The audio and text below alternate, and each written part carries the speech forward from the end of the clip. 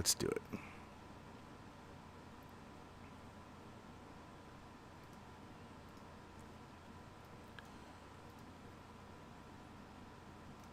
Greetings, imagination connoisseurs. You've come to know her. You certainly love her. Lana Ewan Reviews returns tonight after this show as we drop her review of 1974's original Texas Chainsaw Massacre.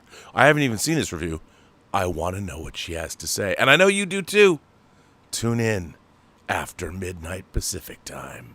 Hey, my name is King, or as some of you might know me better, Israel. I've gotten around, but hopefully you recognize me from my own channel, King Tannic. There's a new show coming to the Burnettwork that I think is pretty exciting. Welcome to the Otaku Experience, hosted by yours truly. There is going to be a weekly series where we dive into the news and the world of anime, manga, and whatever the heck else Japan has to offer us. The show will be pre-recorded and premiere on Thursdays at 2 p.m. Pacific time or 5 p.m. Eastern right here on the Burnettwork YouTube channel. Greetings, imagination connoisseurs. Once again, it is I, your Duke of Dope Discourse, Robert Meyer Burnett. I invite you to watch and listen to the Designing Hollywood podcast, brought to you by Martika Ibarra and the great, legendary Hollywood costume designer, Marilyn Vance. I am afforded the wonderful opportunity of co-hosting the show. If you are interested in the magic of Hollywood, the design of Hollywood, the clothes of Hollywood, watch the Designing Hollywood podcast, available wherever you get your podcasts from, or find the video version on the John Campea YouTube channel. That's right, the Designing Hollywood podcast. Why would you ever want to miss it? Especially if you love the movies. There's a company called Hot Toys, and they make these insanely realistic, renderings of characters. They do them for all the Marvel characters or whatever, and they look so much like you. It's disturbing, actually. Like, scary. They look so much like you, but they're tiny. They're like 18 inches or something like that. They actually that's what's crazy about that company is they hand make the, like they carve the mold of, thank you, of the. That's crazy. It's wild. Robservations with Robert Meyer Burnett.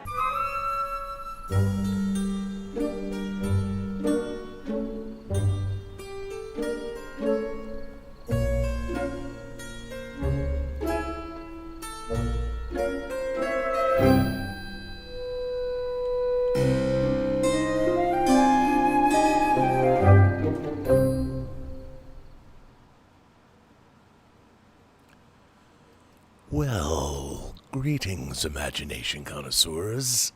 Once again, it is I, your Duke of Dope Discourse, your master of fun and wonder, your viceroy of verisimilitude. You know, all those nicknames people call me. Robert Meyer Burnett, and this is Midnight Musings, episode number 52. We're a year old. We've officially been doing this for probably longer, but the number means it's like 52 weeks, which is kind of amazing, you know? We just keep making up shows on the Burnettwork, and if we're not making them up, other people are. I want to point out that Architects of Imagination, the new episode with one of the designers of Call of Duty Modern Warfare's 1 and 2 dropped. DJ did a great interview for those of you who are interested in video games.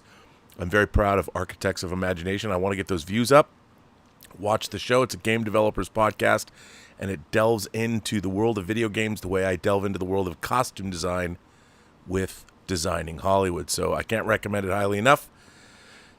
Check it out. So as you know, if you watch this show for any length of time, this show is, I don't know what this show is. Every week it's different. You just never know what's going to happen. But I do know one of two things. I know that I have two great co-hosts, and I wonder how long it's going to take me to just ramble on before I can get my second co-host actually into the show before I run out of things to say. And I don't quite know how long that's going to be, but it's happening. It's happening right now as I make sure that everybody is in this show.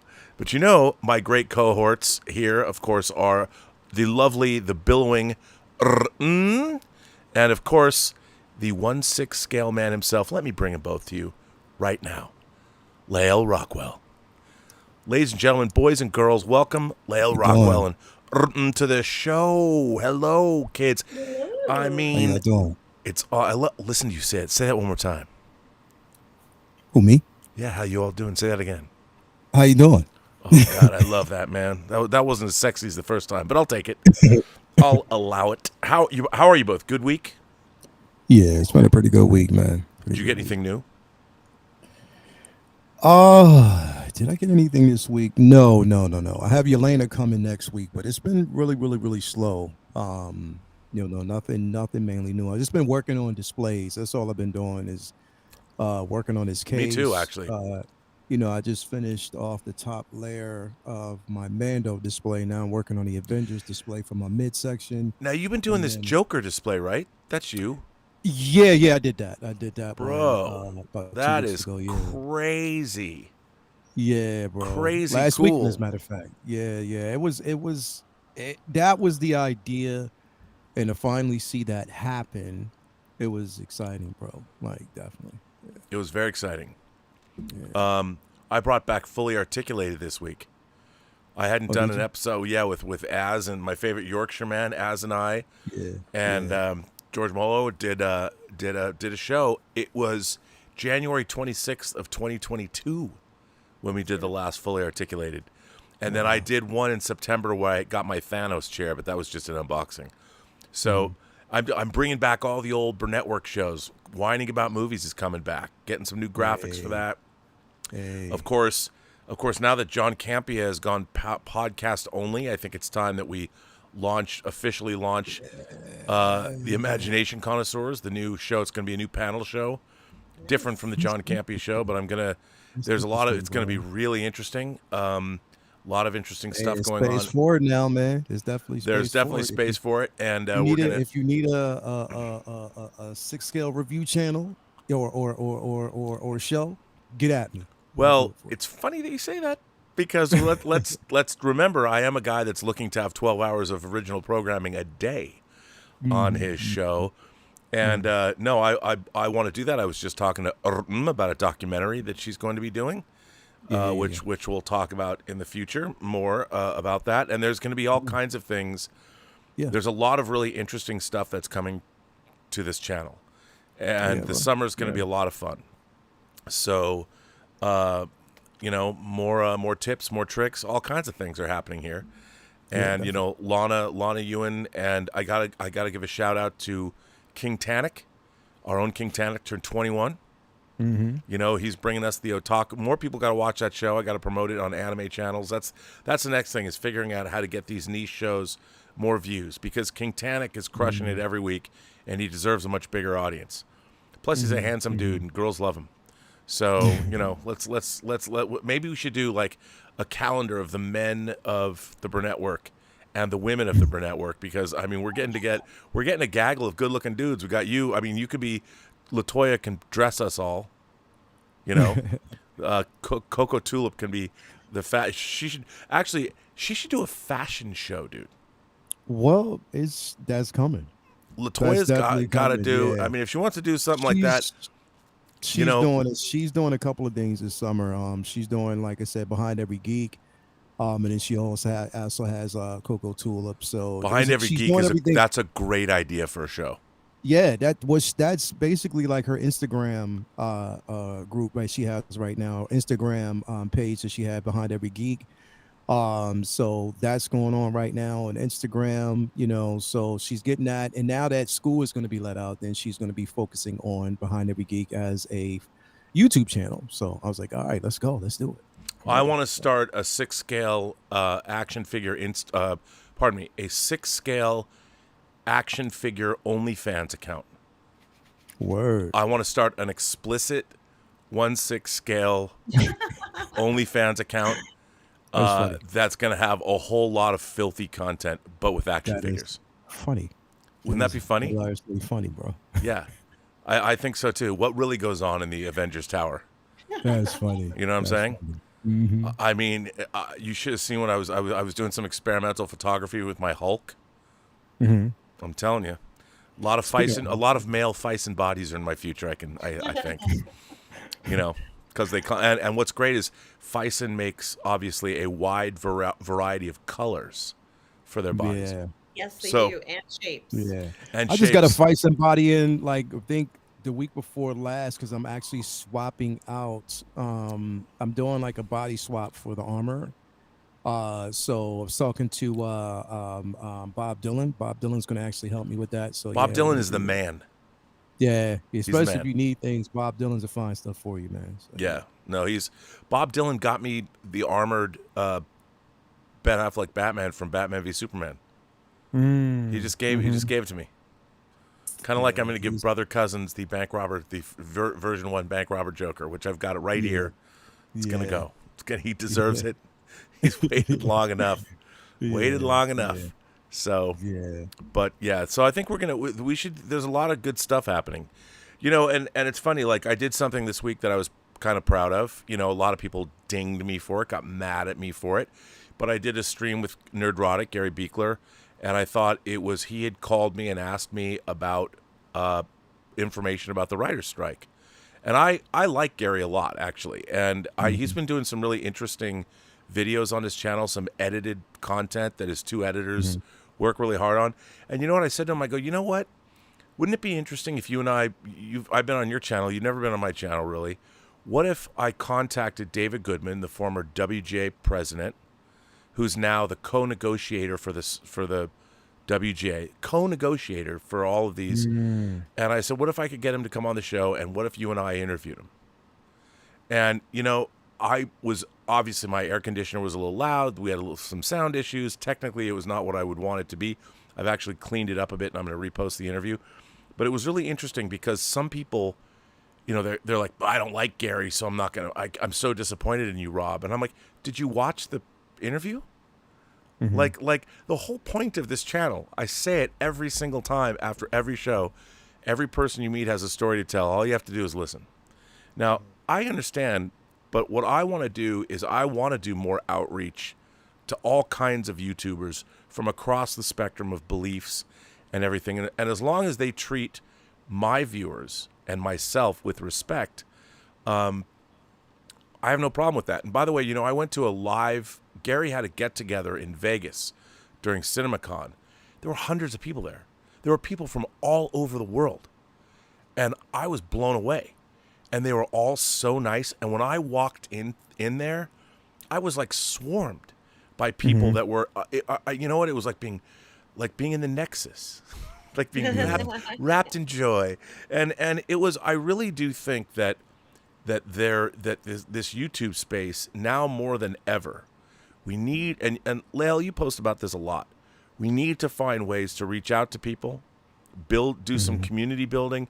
Enough of the acrimony. I'm tired of the backbiting. I'm tired of all, like, it's up to us, man. We're fans, and we have to, and look, I don't expect anybody to change the way they present their shows. I'm not here to police anyone. That's not what I want to do. And the thing is, though, what I'd like to see is a lot more outreach. I mean, I like streaming with other people. And, I've met Gary's wife, who is absolutely delightful. She's so smart and so funny. And I can understand that people have, I don't know, everybody tends to paint people with broad strokes. And I don't like that. So, I want to continue to have, although, look, I don't want to give necessarily a platform. Look, I'm not going to give a platform to somebody that treats me shitty. That's not what I'm talking about. What I'm looking to see, and Gary has always treated me with the utmost respect and has been great to me. And when you're asked, I was like, that's a really interesting, the fact that he was even asking these questions. He obviously wanted to be informed and know what was going on so he could speak from a place of knowledge. And I'm like, great, let's do this thing. Let's do it. And we did it. And most of the people really appreciated it. And to get David Goodman to come on the show, he's been on the show before, but it was such an honor for me during the strike. He could be doing any number of things, but he came on on Robservations. And, that's what I want to concentrate on, finding people that I can be proud to focus, to bring on the channel and really reach out to more people in the industry, more creative people. I'm not saying I want to be Joe Rogan, but I really do appreciate what Joe Rogan does. He talks to people for hours at a time, really gets to know them. No other media can do that. That's what YouTube is best at. Putting people on, our billowy right here has a great idea for a documentary that belongs on this channel. And I want to do more of that. And really make this a place where people feel they can come and they're welcome and their views and their points of view will be heard. And it's a place for intelligent debate. Yeah. Where, that's what I think is good. That's what I think we need to do more of. And celebrate the work that we're doing. And also, if the work isn't so great, call it out. But call it out in a constructive way. The thing is, bro, you got to go in, and I live life by this, is that you're not going to please everybody. Never. And you're not in a space where you actually have to please everybody, because it's everybody's opinionated about something, but opinions should be respected. As a YouTuber, as a content creator, and when you're meeting so many different personalities, you come across so many different personalities. There are views, whether are views that you actually like or you dislike. Everybody has their own view and take on certain situations, but it's worth being heard, because then they may have people who basically don't understand a certain view, but if you hear that person speak, then you'll say, okay, well, I can understand why you would feel that way, but I still have strongly, but I can respect you for yours. It's like having a level of respect for everybody's space. Again, this isn't, we're talking about a space where it's unscripted jargon. You know what I mean? Right. On YouTube, that's what it is, unscripted.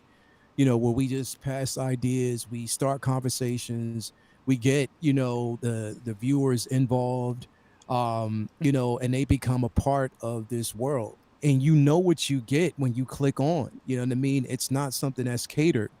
We cater to a space where we promote positivity, but we don't cater to a space where we reject individuals who have certain opinions. You know what I mean? So it's just one of those situations where, either you like it or not. Hell, I may not, I might end up on a panel with individuals, because it's happened plenty of times. I've ended up on panels of individuals that I really don't share the same opinions. Oh, me too. That I'm not really fond of, but I can respect you while we're live, and I can respect your opinion.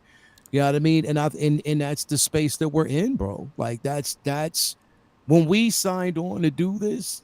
This is what we signed on for this. This is the life we have chosen. Exactly. And this is what we expect. So, you know what I mean? Like, we did it because either you like it or you dislike it. We did it because it doesn't was matter. hard. You know what I It's mean? true. At this point, it doesn't matter. Like, again, we want you to watch, we want you to view, we want you to be a part of it. But we're not here for disruptors. You know what I mean? And Right. at the same time, we do ask you to be kind and respectful. But we're here not just to basically entertain, but we're here to present facts, nonfiction, and unless it's something that it's story driven, it's science fiction, it's movie presented, stuff like that. But when it comes to like realism and what's going on in this world, and factual things that we need to discuss, such as the writer's strike and stuff like that, that's what we're here to present, man. So again, you just got to go into it like, I'm not going to please everybody, but I will please somebody. By the way, it's just the way it is. Very beautifully stated, very eloquent, Lael. That's why you're on the show. That's why I love streaming with you. But during this, I just want to point out that our moderator, Tom Jr. Jackson, made a terrible, terrible joke in the live chat. And I'm just going to read it. I'm going to call him out, Tom. Tom said, well, that could get you demonetized if you have people coming on the channel, Rob. Tom, you had to bring up, we're not even 20 minutes into this show, and you're talking about fucking. I'm talking about fucking. And from you, of all people, you were supposed to set the tone. By the way, that was pretty funny. I laughed. I chuckled. I promise, wait till you see. I mean, it's funny. You have Team America and also Peter Jackson's puppet movie, Meet the Feebles. Both of those are incredibly filthy. I think, as a matter of fact, maybe for our our 6-scale action figure OnlyFans account, we will take. It'll be like Penthouse Forum used to be, Oh, I where remember people Penthouse remember Penthouse Forum. Forum. Do you remember Great. So for those of Little you, book, it's like a little tiny book. yeah, well, for those of you who don't know, there was this magazine called Penthouse, and it was a little raunchier than Playboy. It had a lot more pink than Playboy in it. Yeah. Playboy concentrated on the carpet, and Penthouse had no carpet. If you know what I'm saying. So Yeah. in every episode or every issue of Penthouse, they had letters, Penthouse Forum, where people would write in, and they were very descriptive letters about their sexcapades, and what they would do. And they everyone said they were probably written by editors of Penthouse, but I think it would be really interesting if we did a Penthouse Forum show, but people wrote in their own fantasies about various characters. Oh my gosh, Like, this is so good. If you wanted to have like Ray hook up with Steve Rogers, what would But Steve maybe Rogers? behind a paywall, I think maybe. Well, that's why it's on OnlyFans. Yeah. You have to join OnlyFans to see. I think this would be a great show. Of course, actually shooting it could be, PGS could get Forum. it could get terrible. Yeah, PGS Forum. The Imagination Connoisseurs Forum. Mhm. But only on, and the thing is, you'd have to. It would be probably the biggest moneymaker on the channel. Our OnlyFans account. Make it. I mean, the thing is, though, the photography would have to be. I mean, it would have to be as good as like Robot Chicken. It would have, or it could just because, and you could even make it. It'd be so funny. Like, you could even like points in the middle. It's like you have your characters bleeped out, and it'll just say "private show in progress." Wow. Anyway, perhaps I'm going a little too far. By the way, I don't know if I would ever do a show like that. I just thought I'd throw it out there and gauge the audience's response. Our Well, you know once my response. I know. Well, I like. Come on, we know what you would think. It would I think if you can do femme fatales, we can definitely do PGS Forum.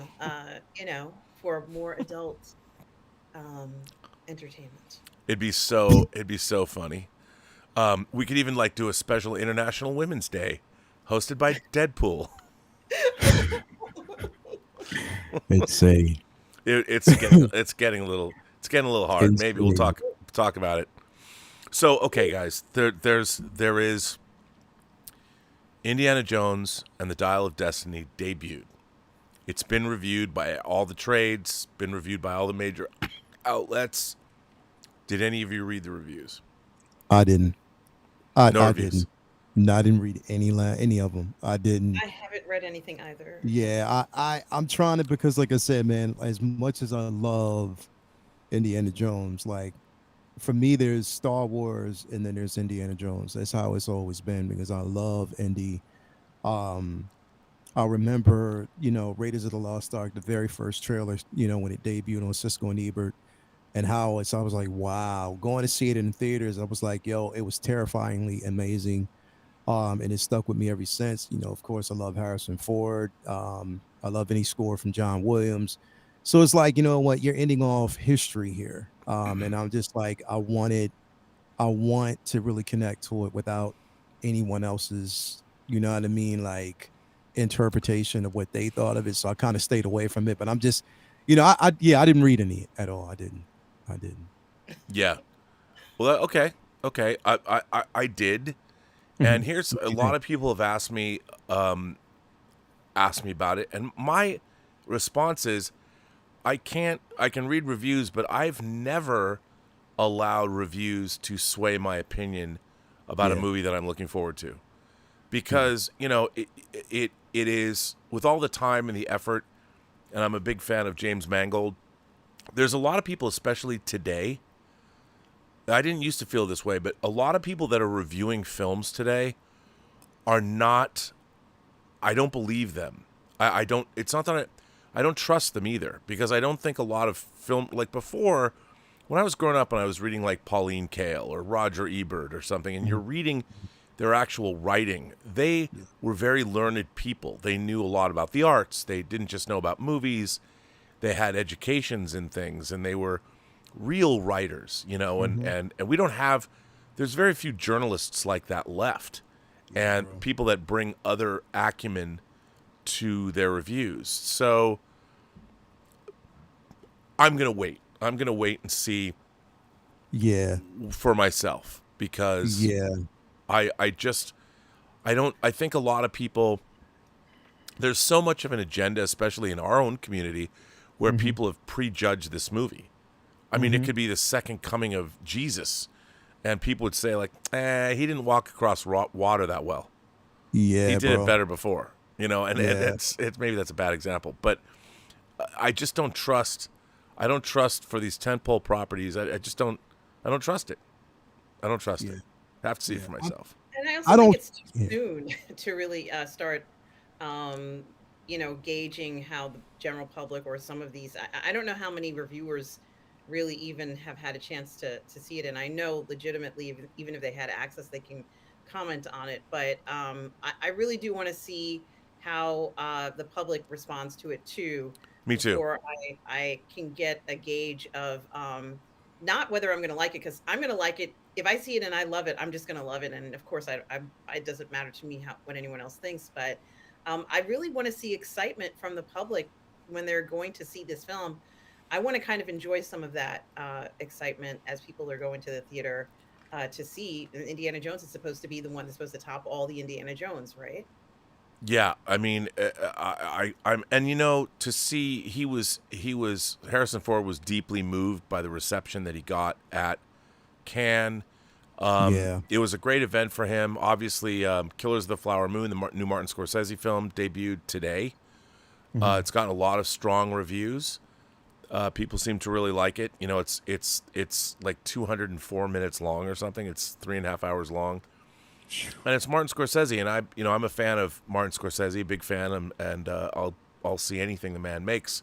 So I'm really excited about that. And we've got Oppenheimer. You know, there's some really great, exciting things. And finally saw Guardians of the Galaxy, which I really liked. You know, I mean, I really liked it. Was it you know, it had a lot of emotions. It had a lot of humor. I mean, but the tone, it was the proper tone that the Guardians movies have, and I really liked the film, and I thought it was a perfect capper to the trilogy.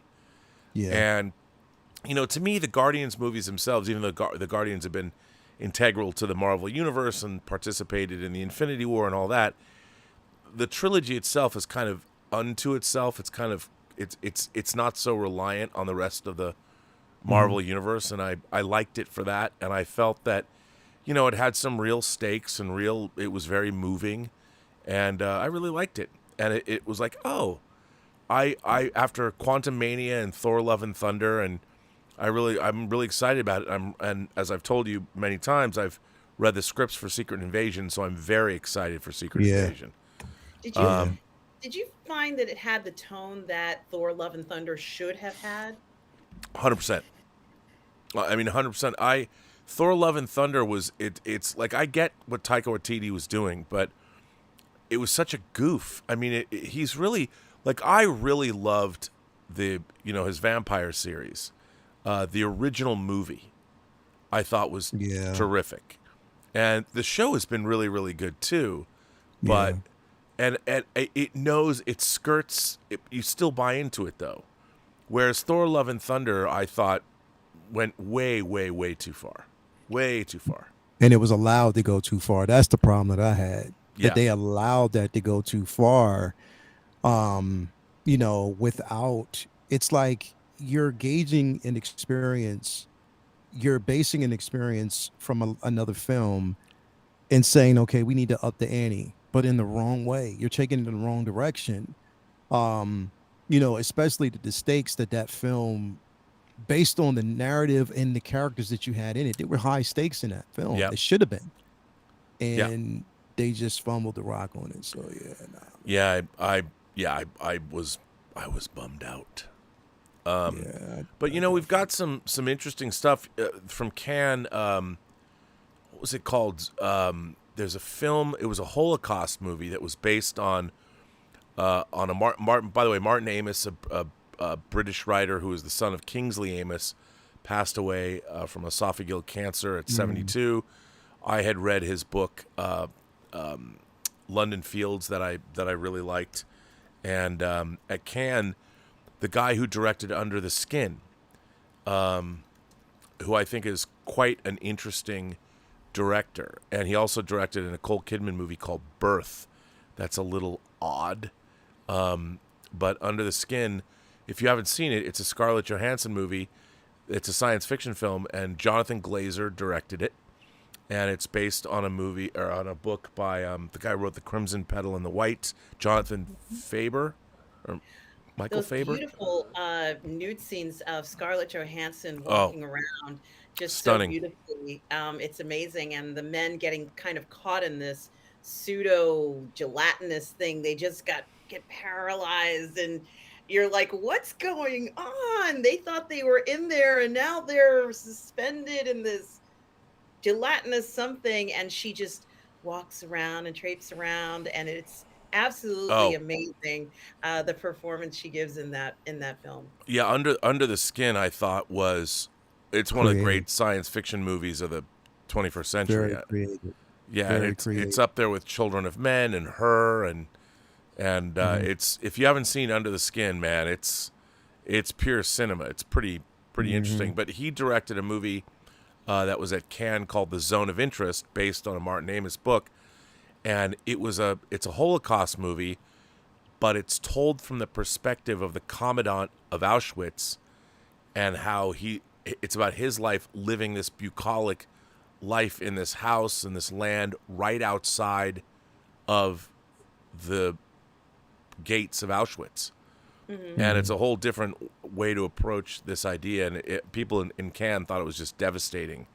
And it's about him and his wife building this idyllic life for themselves, even though he's commandant of Auschwitz and he knows exactly what he's doing. And it sounds people were just stunned by it at Cannes, and it sounds quite amazing. And Jonathan Glazer always brings something interesting. If you haven't, again, Under the Skin was really interesting. I really like Birth too. A lot of people are like, what is this? But I thought it was really great. And yeah, so I'm excited to see that. But Under the Skin, yeah, Scarlett Johansson's full frontal nude scenes were quite shocking when I first watched it. I'm like, oh my God, the girl from Ghost World's naked on the screen. She's Black Widow. What's she doing? I'm I sure thought she was very graceful in them. She was walking with a lot of confidence, and it reminded me of that other film, The Girl Who's in the Subway, and she walks. It's a British film, and she's also science fiction, where she's nude and she's walking through the subway, and then she's nude for most of the film. Is it Life Force? Yes, it Yeah. reminded me of Life Force, Directed by Tobe Hooper, who directed Yeah. Texas Chainsaw Massacre. Yeah. Yes, I thought it was both beautiful performances of these beautiful women who, she is nude, but it's not sort of a lewd manner. It's just beauty. It's just pure beauty. Yeah. And of course, this is what these unfortunate men were attracted to, and you can just see them reaching for her, but they can't. They'll never reach her. They're just trapped forever in whatever it is. And of course, she has to go out again and find another victim, to entrap. It's just absolutely amazing, her ability in there. And I still don't even know whether I understand everything that's going on in that film, but It's what the crazy thing about the film itself is that it's sort of like she's using a human husk or form. She's taking form of a human.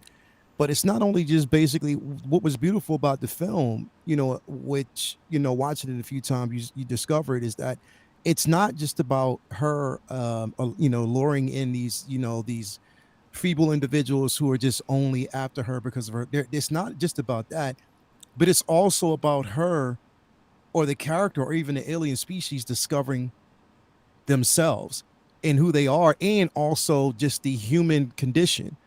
The scene that was like, for instance, I'll give you like one of the scenes that was powerful to me is like when the alien had sex for the first time. And when the guy was on top of her and she pushed him away, and then she got up and looked at herself because she was like, what what is this? You know what I mean? What's actually going on? Because she wasn't really familiar with that. No, When she was taken in the, human form, you know. And yeah, the crazy thing when you watch this movie, you don't know at first. yeah, This woman is driving around London and she's just Yeah. looking at people and Yeah. people, and they hired a lot of people. Like, there's a lot of interesting human beings, to put it mildly, in the movie.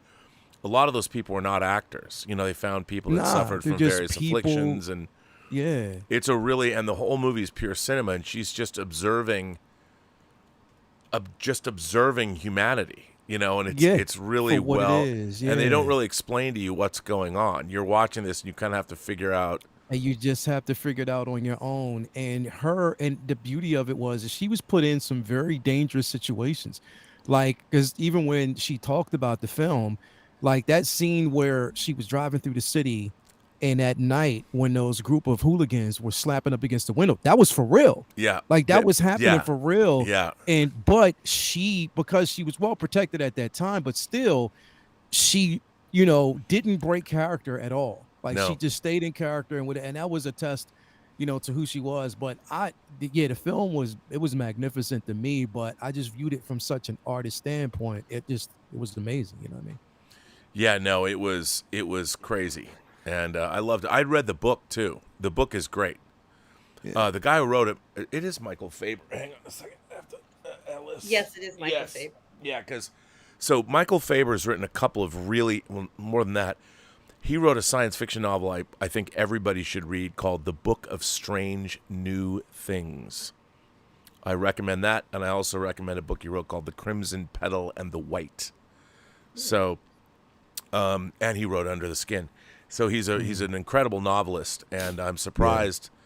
I always thought somebody said they were making the Book of Strange New Things, but that's definitely a book you should read. There's two. It reminded me of another book called The Sparrow, a science fiction novel called The Sparrow, that also dealt with certain religious issues and things like that. It was really interesting. But anyway, so Indy, we're gonna wait. We're gonna comment. We're gonna table it until we can all see the movie and make up our own mind.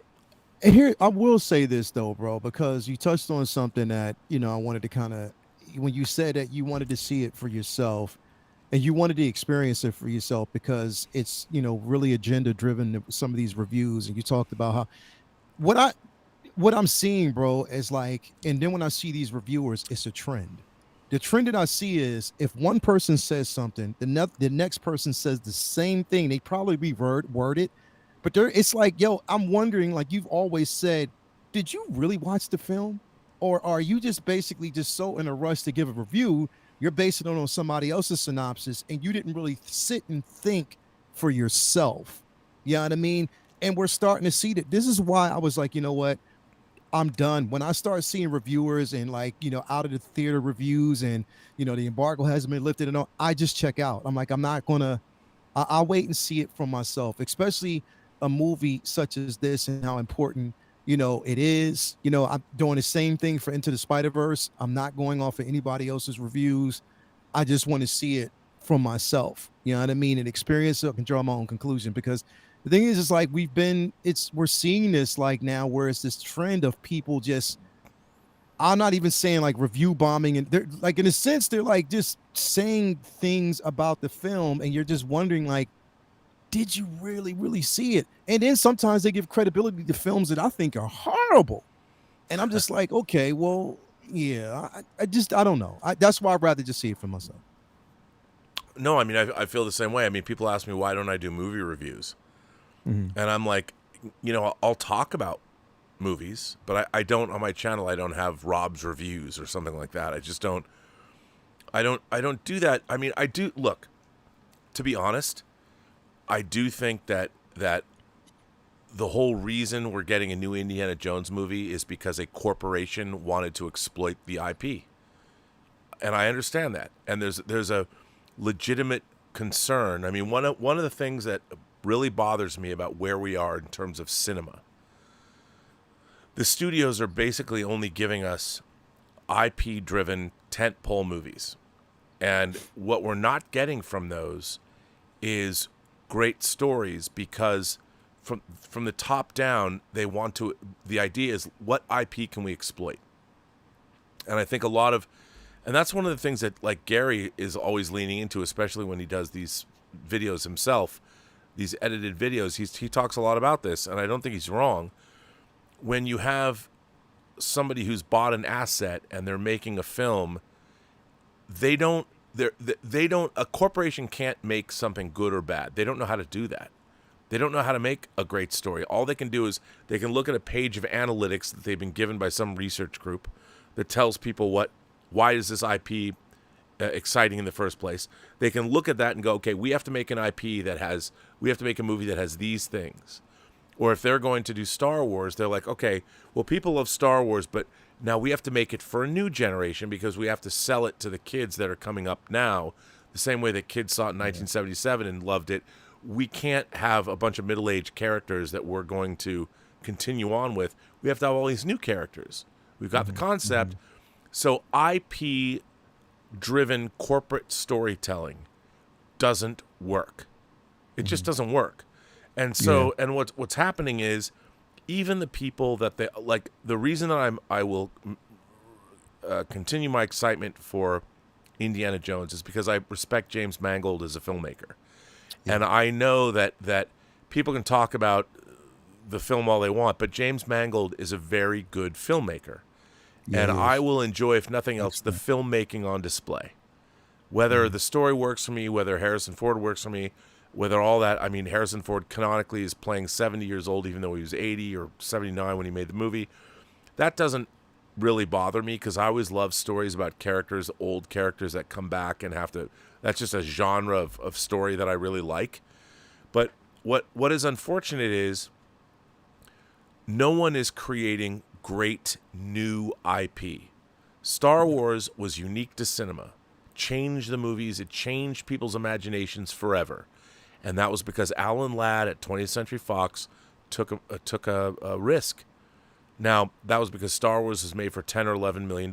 Nowadays, the studios don't even know how to make a movie for $10 or $11 million. All they want to do is spend $150 million and make $1 billion, which means they can't take a risk.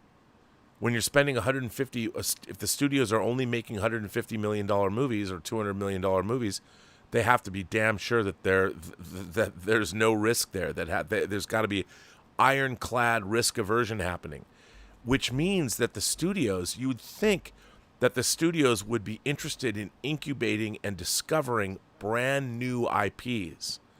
And there have been some, somebody, I don't know where I read this. I think I read it today or maybe yesterday. Somebody was like, they were trying to identify what are some of our newest IPs that have caught on, and the person said, I can only think of like Stranger Things.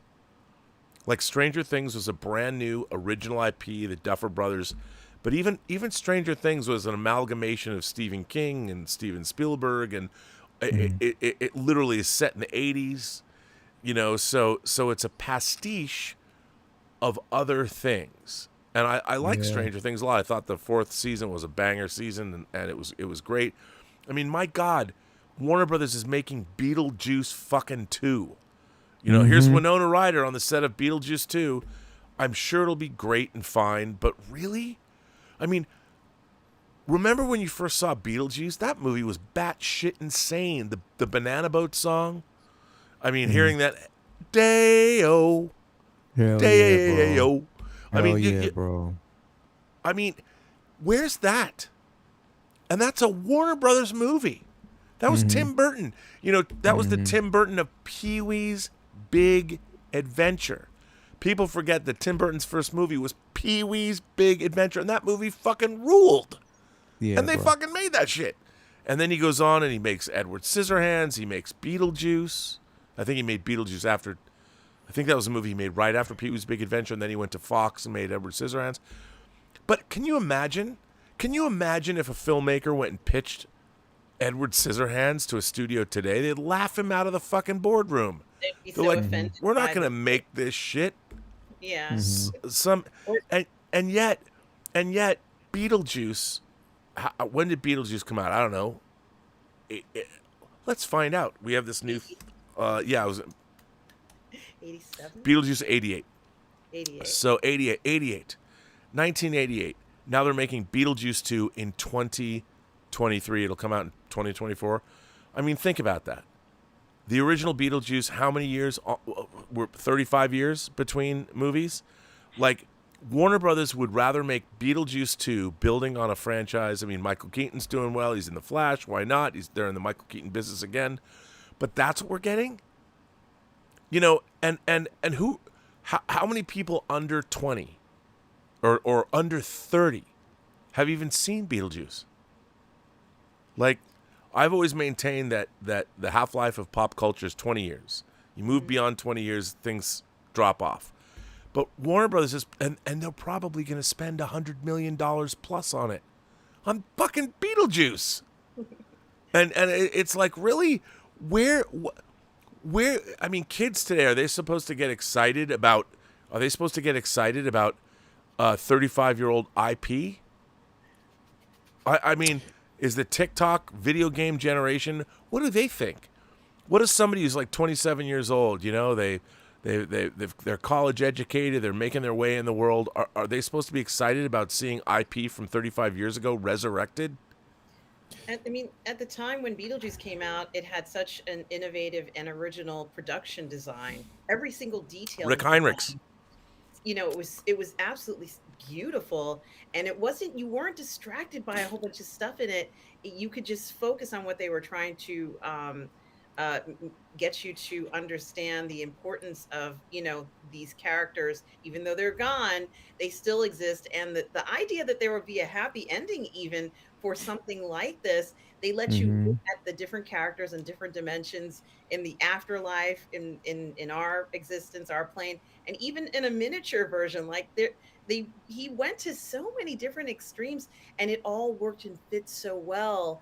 You know, I think to make something, it was a masterpiece, honestly. We don't see stuff like that, really. It's No. very, very rare, and the performances of the actors were also fantastic. I was actually speaking to Catherine Cook about this film earlier today, and you know, she talks about the woman who says, "Well, what is your name?" You know, the woman who greets them, you know, with the thing, and she says, "Well, you know, you're deceased." You know, like she has to kind of, she's like, you know, the smoke is coming out of her throat or something. Like, it really was this very imaginative way of looking at something, and you could just imagine with a couple, this nice couple, thinking, how did we end up here? How did this happen to us? And Winona Ryder's touching portrayal of that young girl who has such a heart, and her parents had a heart all along. It's just that they were so bogged down with appearances, and you know, I think it was just such a beautiful film, and entertaining and fun, and definitely outside of the box. You know, somebody in the chat, people are talking about Wednesday. They're like, what do people know about the Addams Family? Well, I would say that I'll bet a lot of people didn't know Wednesday was from the Addams Family. I mean, they did. They were educated because of the way they promoted it. Now, I think that was if you're going to resurrect an IP, find a new way in. Again, Tim Burton. I loved Wednesday. You know, Jenna Ortega is very much the it girl. She's fantastic. You know, she was great. You know, dancing to making up that dance, and I mean, it was iconic. To me, if you're going to do an IP, that's the way to do it. Resurrect it, make it for modern times. I have no problem with that. You know, and by the way, I'm excited to see Beetlejuice 2 because Michael Keaton was incredible in it, and I'm sure it's going to be great. What I am missing in life is brand new IPs. You know, John Wick, it was a new IP, and liked it. You know, I don't think that they've ever surpassed the first film. The first film was legitimately a great movie. Hey, we are getting something. If you haven't seen the trailer this week, and I think everybody should see it, that trailer for The Creator looks phenomenal. Oh, dude. Okay, Gareth Edwards, you know, who co-directed Rogue One with Tony Gilroy. Yeah. That trailer is dope as fuck. Phenomenal, bro. You know, it's interesting because Gareth Edwards made a great science fiction movie in Monsters. He made it for like $15,000, you know, did his own visual effects. Then he gets tapped to do Rogue One, which is unfortunate. He should have said, no, I need to make another movie, cut my teeth more. And then he did Godzilla first, and then he did Rogue One. And now Creator, dude, I saw that, and I'm like, okay. I'm on board, bro. It looks phenomenal. Yep. It definitely looks good, and it looks like an original idea. I love it. I know portions of it. They said was based off of a book, but um, they changed it because of how he wanted to make it cinematically, even like the lead character in the book. But yeah, I'm Oh, I'm dude, I'm I'm on point. I'm glad I you brought can't that up wait. because we'd seen the teaser, Yeah, but that full trailer was amazing. yeah, bro. It looks And good. I'm totally like when they walk into the room, the little kid sitting in the chair. Oh, Mm-hmm. Mm-hmm. that's right up my alley. And then of course You got something else that I'm really excited for is the 6th season of Black Mirror. The trailer for yeah, Black Mirror season 6. I mean, Black Mirror yeah, has never yeah. disappointed me, and I think the last Black Mirror we got was Bandersnatch. Was that it? The Choose Your Own Adventure? Was there? Interactive, yeah, like an interactive Yeah, version. I thought that was really interesting. But I'm a huge fan, and Charlie Brooker, I think, wrote all the episodes. He co-wrote one or two, but so I'm really excited. But Yeah, I mean, either way, I just want to see like creator. I'm like, great, an original science fiction movie. yeah. By the way, I did not diss Rogue One. I wasn't dissing Rogue One at all. Although I still, as much as I enjoy Rogue One, I still don't think that it ties into Star Wars very well. It makes no sense to me that they're going to Tatooine. Like I don't. I loved it. I tapped Rogue One as being like literally just the feel of it. Oh I yeah, mean, Gilroy's writing, just everything. The feel of it put it like literally as far as Star Wars films, between my top 4, top 3. You know what I and mean? also Because the I space really battle at loved the it. end Yeah, might be the phenomenal. greatest space battle in Star Wars Yeah, movie phenomenal, history. bro. Loved it. You Loved know. it. Like I love that film from beginning to end. Everything about it was, what I wanted out of something different. It gave us a totally different tone and difference in Star Wars, but still connecting, to the IP. And at the same time, like it was for those of us who, I think it it kind of warmed me up at least because when I think about as much as I think about the Last Jedi and how disappointed I was in certain aspects of it, I can always go back and think about Rogue One and be like, okay, at least I got this. You know what I mean? At least I can say I connected well to that. But yeah, Groovy Don't Play has been a member for 12 months. Groovy Don't Play says, I had a rough day, and I'm happy you're live. The creator is screening in Chicago next week. Isn't that early for a film releasing on September 25th? That is early, and Groovy Don't Play, go see it. And if they're showing it in Chicago that early, unless it's a research screening, an NRG screening, that means they might have some confidence in it. So that's exciting. I mean, I saw that trailer and I'm like, okay, I'm in. I'm in. What's with everybody talking about JR versus Pam in Dallas? Brian Evans is why is everybody talking about Dallas in the chat? Is this something I'm missing out on? no. That's funny, Brian. John P.A. is a new member of the channel. Eloy Diaz has been a member for 8 months. Haunted Autumn says, much love to you all. Please get the panel show up and running. John Campia left a void. The iron is hot. You must strike. Godspeed. Well, the Imagination Connoisseurs is coming June 1st. So what that's going to be, I don't know. but it's coming. I really don't know. And we're figuring it out. And we better figure it out fast because that's in 12 days. And Rewatch Ryan, who's done some really interesting videos lately. Rewatch Ryan sends in a super chat, and Brian Evans sends in another super chat, and Rewatch Ryan sends in another super chat and says, now that the creator trailer is out, is it the same footage you saw at CinemaCon? What did you think? I thought it was sick. It was. I think it was the same, but it looks incredible. I cannot wait. Haunted Autumn says, Imagination Connoisseurs foreplay. Yeah, maybe not. Maybe that was a bad idea. No 6 scale OnlyFans. I was just joking. Batman 11 is a new member. Tom Jr. Jackson says, Rob, the Feebles are now canon in the Muppetverse. Also, your thoughts on Who Shot JR? I got to co-host the Tango Shalom watch party. I'm sorry I forgot about the Tango Shalom watch party. But it was yesterday, right? Was I feeling bad? Maybe it was tonight. It was tonight. Oh, I totally forgot about it. How'd it go?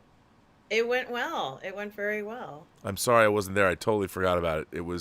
I was actually at Home Depot till about 8:15 before this show. It's been a day. I was catching up with what I haven't been able to. So I missed out. I'm sorry I wasn't there. It's okay. I mean, I should have reminded you. I didn't remind you, so normally I would remind you. I apologize. Haunted Autumn says, I'm bummed about the Indy 5 reactions. Might still love it, but the hype is dampened.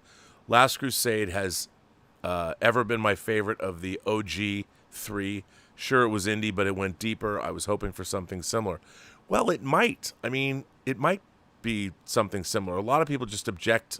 I love the idea that Indiana Jones is dealing with being older. I like that idea. I really don't understand what this fascination with Dallas is. Why are people talking about Dallas? I have no idea. I don't either. That's so weird. But you guys go right ahead. King Tannic is here. I liked your last episode. Mashby is a member of the channel. Thomas Logan said, Rob, how would you do a Bandersnatch type of film? Oh, man. Well, you could do it, choose your own adventure kind of a movie. How would I do it? I would have to do it very carefully. I'd have to make sure it was scripted very, very well. I like Bandersnatch. I did it like 5 or 6 times and intentionally did different things. It was really cleverly done. It didn't catch on, though. I thought everybody was going to do that, and it didn't. It didn't catch on. They thought people were going to catch on. So somebody asked about super chats and tips. Tips are different than super chats. The tip link is down below. That's a different thing. Tips and super chats are essentially the same thing, but they're just done differently.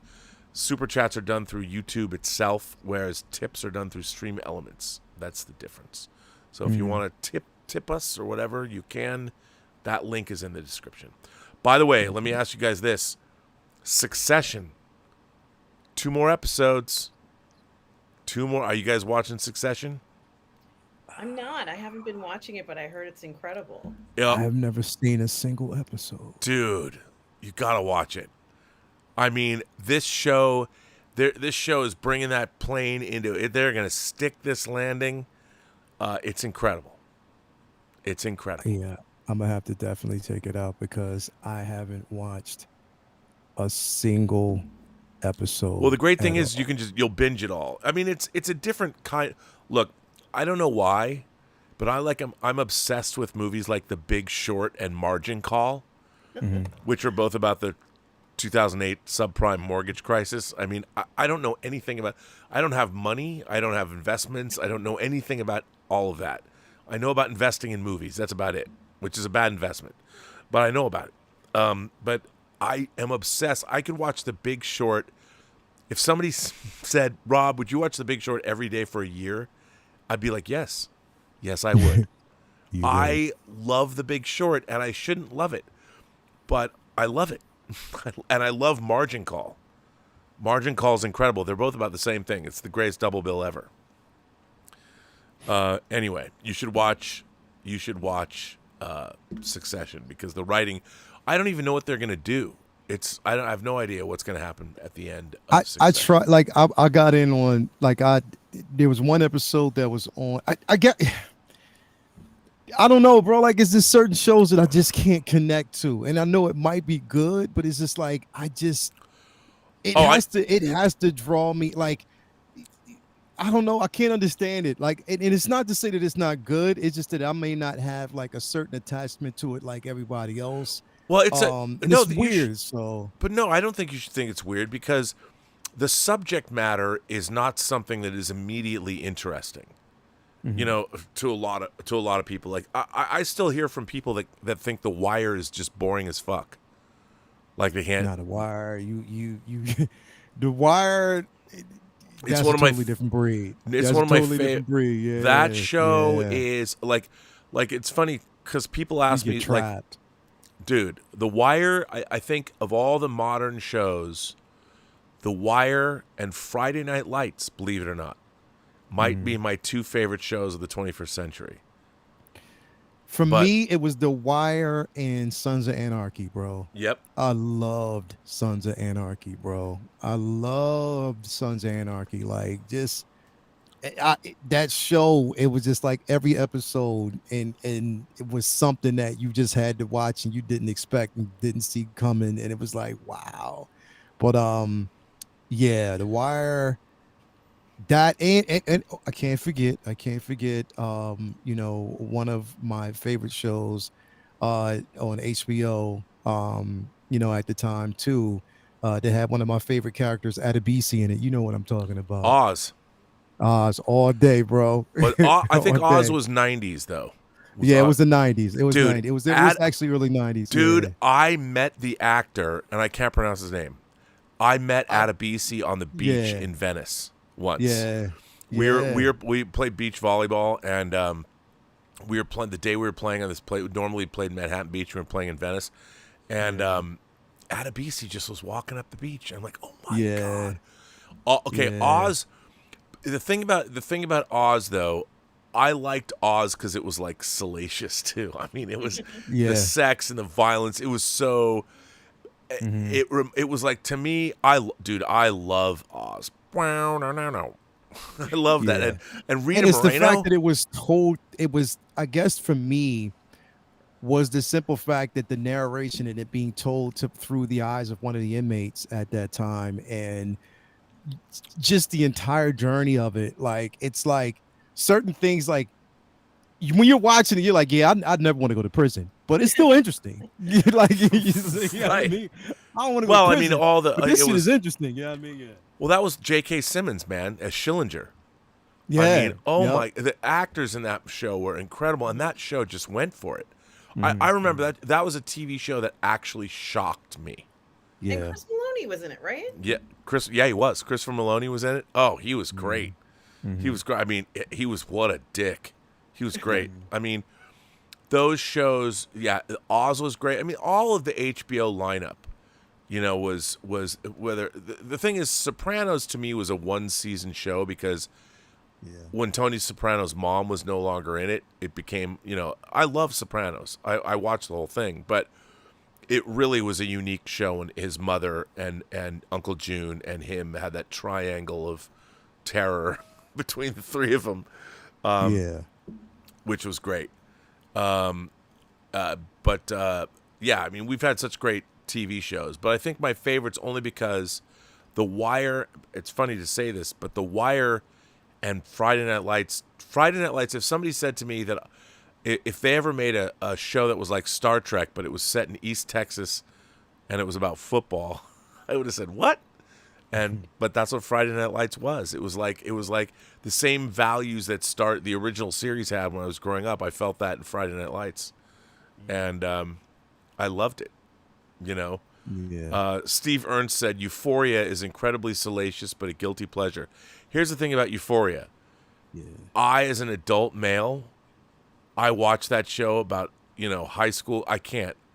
I feel that I'm doing something wrong when I'm watching that show. Just watching what happens on that show, it's so bad. I mean, yeah, it is salacious and everything, and I get where they're going. And now the new show that they have, that they've talked about how horrible it's been shooting it, like it's so beyond the pale. The Idol, with what is it, Johnny Depp's daughter. You know, and what is his name? The Weeknd is in it as well. Yeah, he's producing the show, and to me, it's like I can't. It's so strange to watch a show where like I've tried watching Euphoria, and it's something I would definitely watch. But Elizabeth's like, she was watching the first episode with me, and she's like, I can't. I have 2 teenage daughters. I can't watch this. Yo, but see, that's the thing is, like, Zendaya this last season gave such an award-winning caliber performance every episode, bro. Like, literally, if this was a movie, she literally would have won Best Actress because yeah. of this show. No, Because she's incredible. she showed range, and like literally like when you get emotional and you're sitting up there tearing up and you're crying off of certain things, thinking about your children, and yes, that character, that actress did such a great job. It's again, but at the same time, I get it because it's like I'm just thinking about today's youth in this generation. I'm like, yo, such rebelliousness, and they get away with everything, and I'm like, yo, this is crazy. But it's definitely like the performances in that is incredible. By the way, somebody in the chat, hang on, I just saw, said, are there any Knights of Sidonia fans here? The Japanese animated series, I am. I haven't seen enough of it, but I saw some of it, and I liked it. Oh, it was Anthony Mendoza. All I can think about is like the Muse song. Were they talking about the animated series? I don't know. But yeah, I thought Knights of Sidonia is cool. I only watched like 5 episodes of it. I don't remember. I don't think I finished the first season, but it's cool. But yeah, I mean, that's the thing about like I look at Euphoria and I'm like, okay, you watch The Sopranos, I can watch that, but I can't watch like the way High School Girl, how it's become. It just depresses me. It's like when I watching Euphoria is like watching the Fresh and Fit or the Whatever podcasts. I don't know if you guys watch it on YouTube, but it's like teenage girls or girls in their 20s and stuff and where they're at. And I'm like, oh my God, I can't even. It makes me weep for the future. I'm like, and I just can't. I don't know. I feel bad. You said it makes you weep for the future, bro. I weep for the future. I look at this and I'm like, it's so funny because we live in a world where on one hand you have everybody they're demanding respect. You know, it's like everyone wants their rights and everyone wants everybody to do the right thing and people to be treated with great respect. And then on the other hand, in the same world, it's like, well, I want to start an OnlyFans account. I'm an empowered feminist. That's why I'm on OnlyFans. Or I'm a sugar baby and I have a sugar daddy. And like all this, like there's this incredible dichotomy in our civilization now. And I'm like, so I'm supposed to approve of both things? Like everybody wants, I mean, at the end of the day, I see all of this as just, it's going off a cliff. And I want to pull it back and be like, where's the self-respect? You know, where's... You can't have it both ways. You can't have it both ways. You know, 20 years ago when they first started to have cam girls and, you know, dorm girls who let somebody put a camera in their dorm room and that was paying for their college education, it wasn't a good idea then, and it's still not a good idea. I'll tell you a funny story. I don't know if I told this story before. So in 1988, I moved to LA and I was going to USC. And I took my car in. I need to get a new tire. So I took it into the Firestone place, wherever it was I was getting a tire. It was kind of close to USC. And Punky Brewster was on TV. And I'm watching it on TV in the waiting area. And I strike up a conversation with this unbelievably hot blonde. And it turns out she goes to USC. She's a sorority girl. And she's nice. And we talked for like 45 minutes. And then my car was ready, and I go out and get my car, and I'm driving away, and it was like in a movie. I'm driving out, and suddenly she's right in front of my car, and she stops me, and she says, gives me her number, and she says, you should call me. And I used to be an aerobics instructor at this time. I used to ride my bike 36. I was very fit. It was good. I was very pretty when I was younger. You should call me. So I called her up, and I meet her the next day on the steps of the Doheny Library, which is a very stately building on the USC campus, just like a college library should look. And she hands me a manila envelope. This is in 1988. She hands me a manila envelope, and in the manila envelope are very beautifully shot pictures of her nude. Very, very sexy. And I'm in college. I'm 21 years old.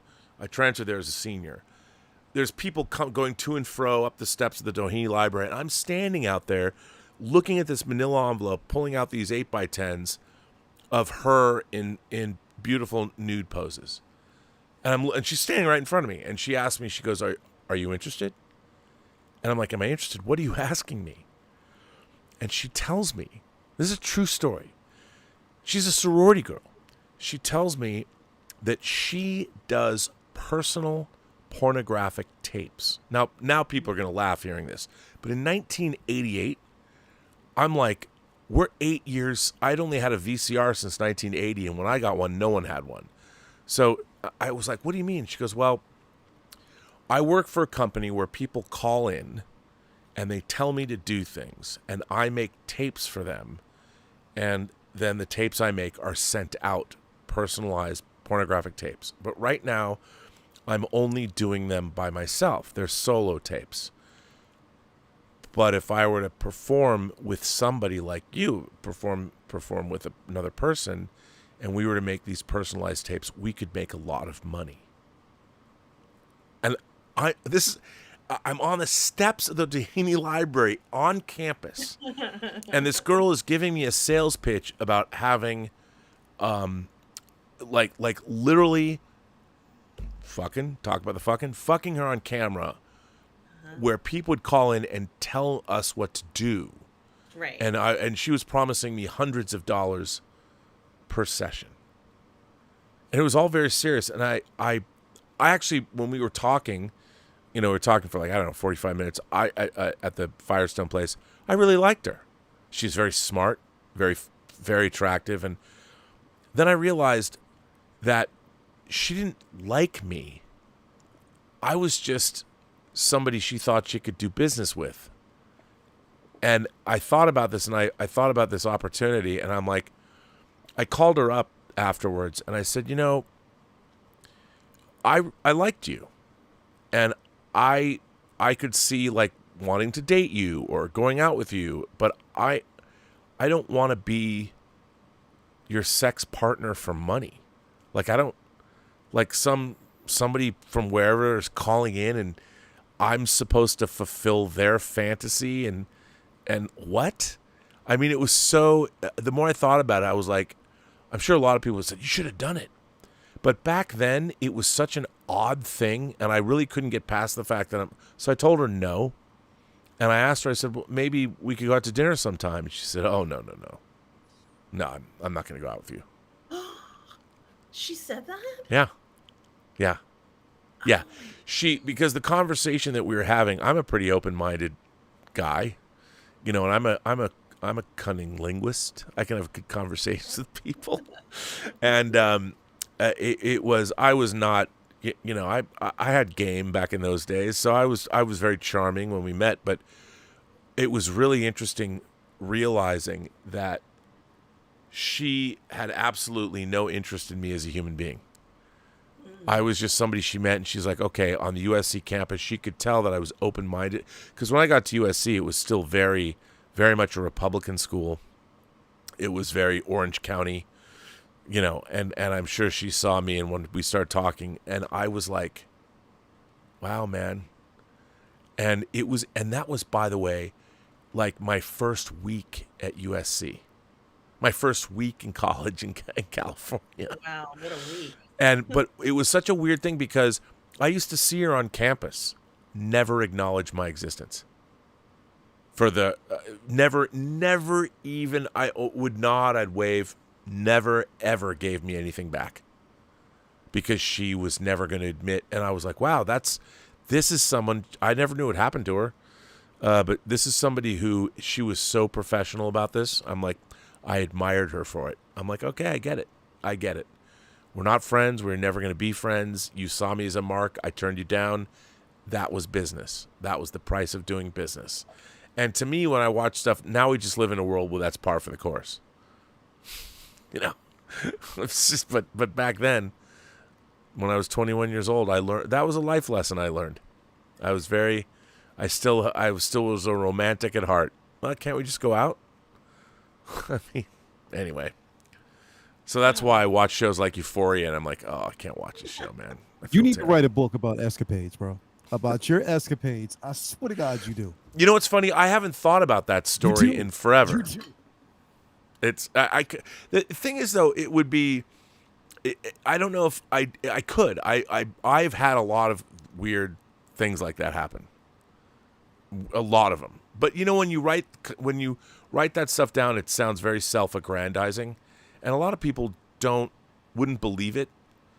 They wouldn't believe, like, if I wrote a book and had every single one of these shenanigans, nobody would believe it. Nobody. But if you did it like where each chapter, like, it starts off like, each chapter starts off with like a name that kind of describes that chapter, the name emphasizes like the event that you've experienced or something that you experienced, so you just give it like a name. Like if you do it like, whereas you'll say a word and then you have the definition and then the story begins, that would be dope, bro. Like I think something like that would happen. It's funny because when we made Free Enterprise has a lot of it. The original draft had a lot of stories, a lot of those real stories in it, and we had to tone it way down. I mean, do you think it would be too much like Californication or something like? Well, I mean, it was just, the thing is, you have to be. Maybe, I mean, the thing about it was, though, it was just a different time, and coming to the thing about California, and I'm sure this happens all the time, but when I moved here in '88, California was fun, man. And it was fun, and it was exciting. The Lakers had won the playoffs when I first moved here, and the whole city, even though you saw the Bloods and the Crips were killing each other, and there was still a lot of gang violence, but for the most part, the city was really, really fun. And nowadays, in the world of social media, nothing like that could ever happen anymore, because everybody's got phones and they've got cameras, and so a lot of the stuff that went on, and it was just a different world. There was because what would happen? There was no evidence that anything happened. Right. So the stuff that happened was crazy, and and when you fell into those things, and you had to have a certain mindset. Like it was you had also, like, for instance, when Sean and I would go out. Like when we would go out, my friend Sean, who I got into a lot of shenanigans with, we understood at the time when you wanted to go into you walked up to a club, you'd palm either a 20 or a 50 to the doorman, and like we knew like a tip, like and we would walk up, and you'd go, hey man, how's it going? And we would dress well, and you'd shake the bouncer's hand. There might be a huge line. We just walk up to the front, palm a 50, and the bouncer would pretend like he knew you, and then he would know us.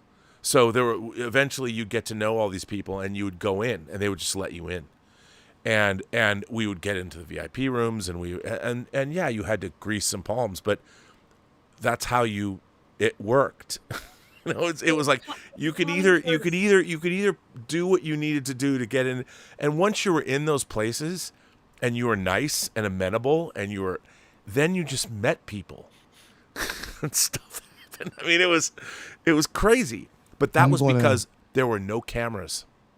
There was nowadays that shit the stuff that we went through in the late 80s, early 90s, mid 90s, up into the 2000s would never happen today, because nowadays cameras are ubiquitous. They're everywhere.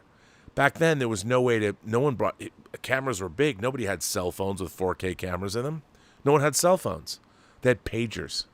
There was still landlines everywhere. I'm going to write a script. I'm going to be really, really serious about writing this script, and I'm going to present this to Marty Scorsese, and I'm going to say, I need you to direct this film and put everything you into it. The film is going to be called Stories, the Amazing Stories You Have Never Heard. And Leonardo DiCaprio is going to play the young version of Robert Meyer Burnett in the 80s. Literally. It was fun.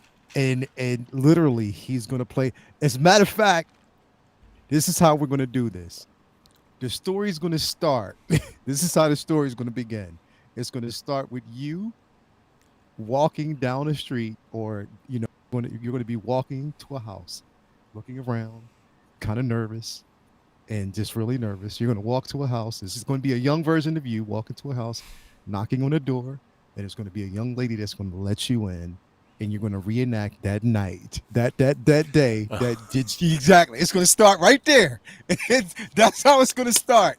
It's going to start that right there, and then from there, that's when the credits going to roll, and we're going to start the film.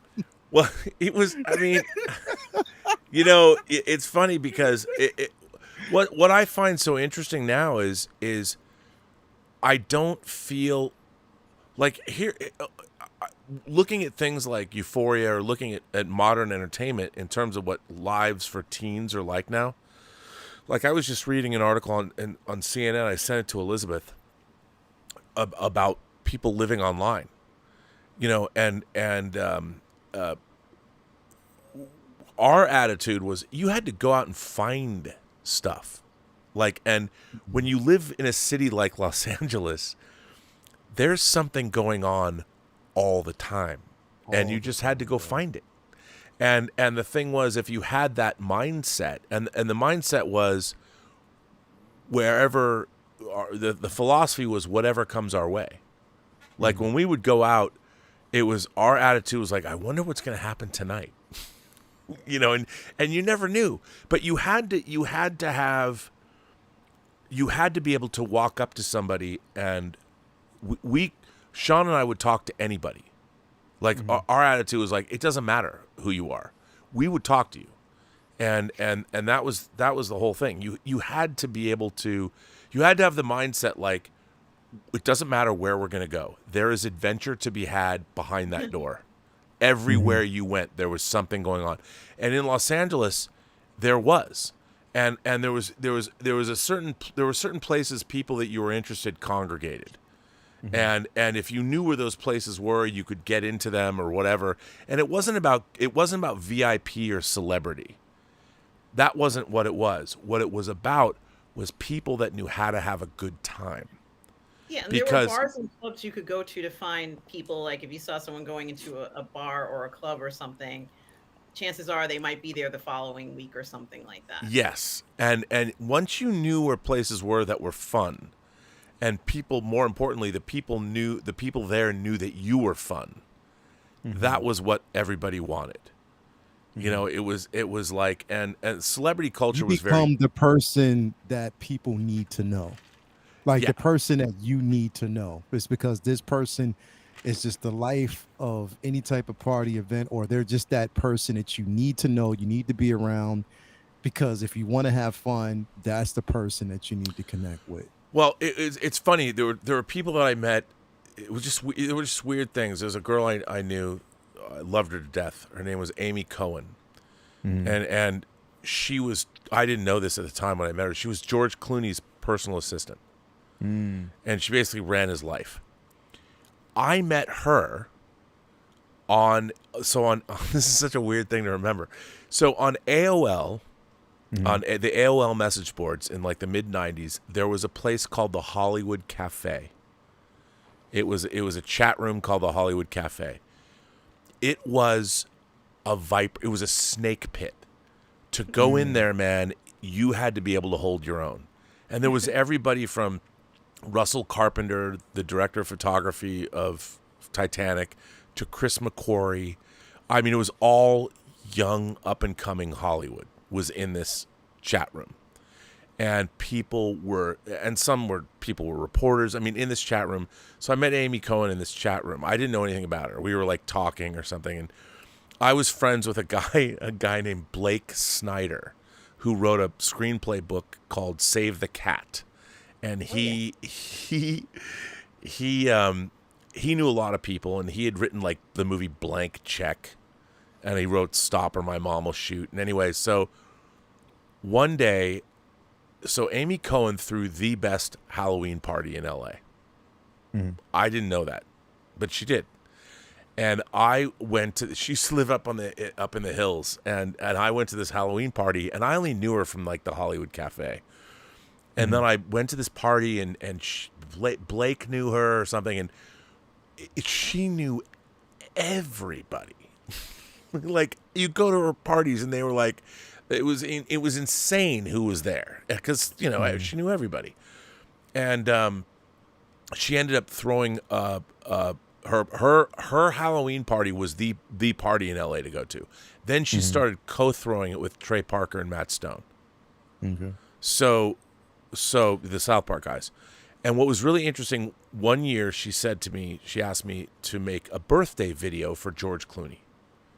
She goes, would you help me make a birthday video? And I was like, because birthday videos became a thing in like the early 90s. And the first thing that we got for the birthday video was a South Park video that no one has ever seen before.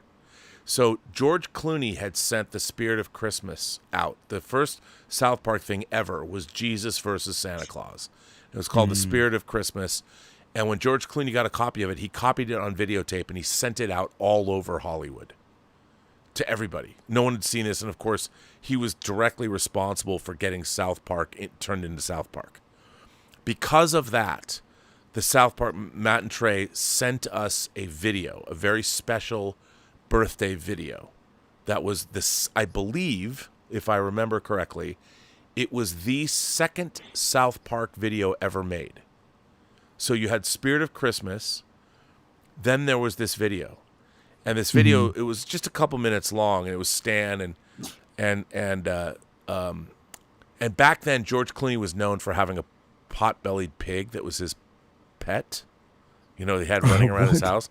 Yeah, he had a pot-bellied pig, and so this video, and it's how the video started. It was like Stan going, yeah, we're gonna make a video where we're gonna wish George Clooney a happy birthday. And Cartman's like, George Clooney, that guy's like a total pig fucker. And Stan's like, well, what do you mean? And, well, George Clooney has a pot-bellied pig, and why would you have a pot-bellied pig unless you're fucking it? He must be a pig fucker. And Stan's like, that's not true. George Clooney's not a pig. He doesn't. Oh yeah, he does. He's a pig fucker. And then Stan says like, well, happy birthday anyway, George Clooney. And Cartman's like, you pig fucker. And that's how the video started. And then Amy Cohen and I went and we interviewed. We were the only people to get Cameron Diaz to do a topless shoot. She was with Matt. For real. Jerry's Deli, right across from Beverly Center. Her and Matt Dillon, who were like dating at the time, on video. This video that we made for George Clooney was like an hour long. It was the most star-studded thing I ever worked on. Everybody was in this video. And when I say everybody, I mean everybody. And it was just one of these things that was it like one of those things where they were like all like his closest friends type of situation? Yeah, but then once word got out that, and this was George Clooney era, everybody wanted to be in it because everyone loved George Clooney. And so I edited this video. I shot a lot of it, and then people sent in videos and stuff, and then Amy and I edited this video, and it was shown at his birthday party to all these people. And it was the only, like, once the tape left my hands, I never saw it again. And it was that kind of a thing. I mean, that was it. But that was like what it was like to be in Hollywood in the 90s. It was crazy. You never knew. And I haven't seen Amy in years and years and years. I haven't talked to her in a while, but she moved back. She left LA for a while and came back. But Amy knew everybody. Everyone loved Amy. She was great. She was sexy. She was funny. She was amazing. I loved Amy, and it was just, and everyone knew her, and everyone loved her. And it was great. It was. I don't know where the story is going, but I have no ending for it. But it was just like that. It was like, and it was, the funny thing is to me, It was because I met her on an AOL chat board, the Hollywood Cafe, went to a party at her house, and while I was at her house, she was dressed. Okay, do you remember? It wasn't Menace to Society, Dead Presidents. The Dead Presidents were the guys Where they had the white face. White yeah, faces. Yeah. She was dressed as one of the dead presidents at this party. Wow. And it was so funny because how we met was at her house. She was and we met at this party, and I'm like, wait a minute, you're Amy Cohen from the Hollywood Cafe, and that's how we first met. Was at her Halloween party that Blake Snyder, who wrote Save the Cat, and who'd written these movies, had taken me to her house to this party, and she was totally done. I would never have, and I think I was in makeup as well. I don't know what I was dressed as, but that's how LA was. In LA, it's very different now. But back then it was like, there was like one party that everybody would go to. And it was everybody would go to that party. And everyone was dressed up in crazy shit, so you wouldn't know who they were. Nobody cared. Nobody's like, who are you? Nobody cared. Because when you were at the party, you knew that everybody was somebody, so you didn't ask who are you. You knew that, exactly. Yeah, exactly. and that's, if you asked anybody who they were or what they did, you should not have been that party in the first place. So it was that kind of a thing. So it was very vetted. And one of those things you just kept your mouth shut and just went with the flow. You went with the flow. But you had to be smart enough to know to do that. Because you never knew. You could be standing next to the biggest star in Hollywood and just turn and see him and be like, hey, what's up? That's how you had to be that way. And she threw that party for years. That Halloween party went on for years. Anybody who lives in LA that lived in the 90s went to Amy Cohen's party. Everybody. And then her parties got bigger and bigger and bigger. She had to get bigger venues. They used to be her house party, and then it just got bigger and bigger and bigger. And then when she teamed up with Matt and Trey, they got even bigger. I just needed to live. You know what? What was the movie? What was it called? Being John Malkovich. Being where John you could actually just go inside of his head. I wish I can go back to those moments inside of your head and just see it through your eyes, bro. Well, what was funny was at the time you didn't know what it was like. You didn't paint. It was like, wow, that was a great night. People now are listening to this show going, what is this show even about? What are you talking about? But see, the problem is now, the way I see it is, it's like movies. Let me bring it back to where movies and TV is like. Mm-hmm. Now, no one lets anything just be what it is. Mm-hmm. Like already, you have every YouTube channel. We've already decided. We've already passed judgment on a movie we haven't even seen. Exactly. And I understand there's That's a lot the biggest problem. Mm-hmm. And there's a lot of reason for it because corporate entertainment, like Lucasfilm sold to Disney, Disney's job is to exploit their property, whether it's Star Wars, whether it's Indiana Jones. I mean, but did you guys hear what happened this week about how Disney Plus is taking off shows like Willow off the service?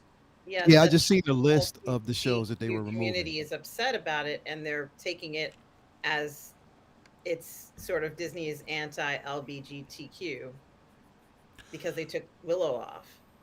Oh, I think they're taking off shows that underperformed.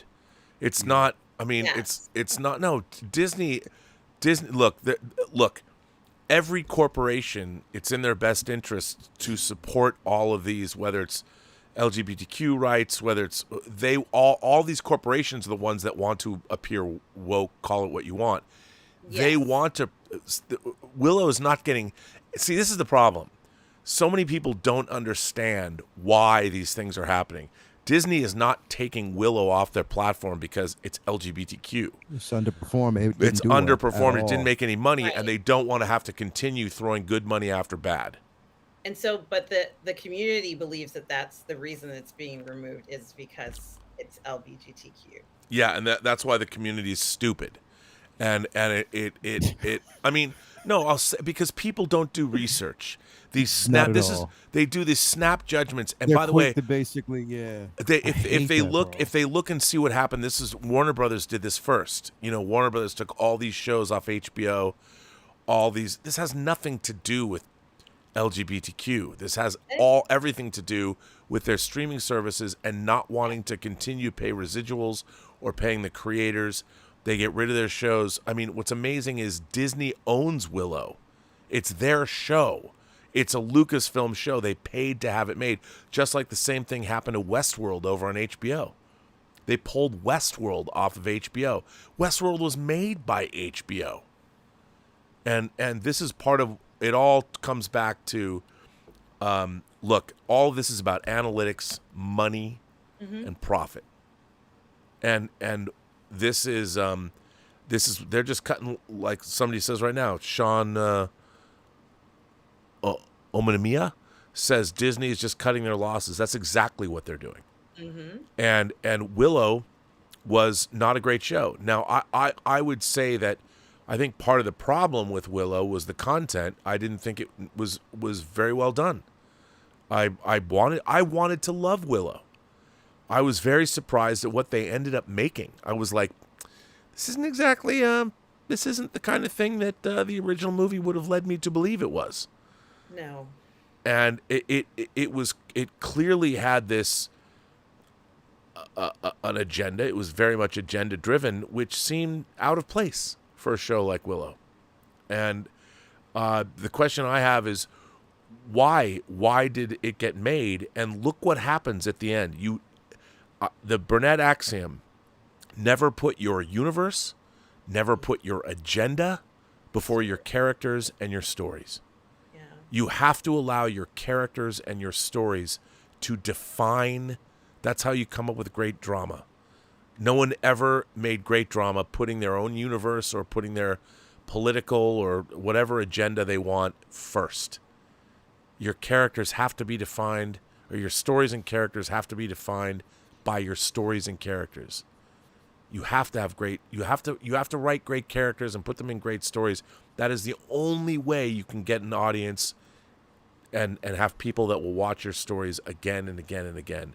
And that Willow TV series from the opening scene told you this isn't really about Willow. Yeah. And that's why the show didn't work. Hey, Rob, I sent you something. In the live chat, in our chat? No, I sent you something in your Facebook messenger. I sent you something. Let me is this can I share this with the Uh-oh. There it is. Took me some time to wake it while we were in the show. Oh my dude. Oh my God, this is fantastic. Wow. I was making it while you were talking. This is just the greatest thing ever. Can I share this? Can I? You know what? I'm going to use this at the top of the show from now on. This is wow. I don't even know. This is what Lael is a very talented man. Let's see what he's doing. Let's see what. Oh boy. I don't think I'm that interesting though. This is fantastic. Ladies and gentlemen, boys and girls, here's how our co-host, Lael Rockwell, the 1/6 scale man, thinks of me. There I am. And I'll take it. I'll take it. I just wish that you could see my 22-year-old self. This actually is a very cool picture. I love this. I'm going to use this now. That's some good Photoshop, dude. Leave the collar. Well done. I'll take it. We have to get old, though, don't we? What are you going to do? But I just worry, is life as fun as it used to be? It doesn't seem like it is, and it seems like it's a lot harder for this generation to just even do the simplest things. Well, this article that I sent Elizabeth, I should, you know what? Let me pull it up because it basically said that a 12th grader is really a 12th grader. Like when we were in the 12th grade, graduating from high school, this article basically says most 12th graders now are like they're in the 8th grade. Mm-hmm. The growth is here. I got to find this.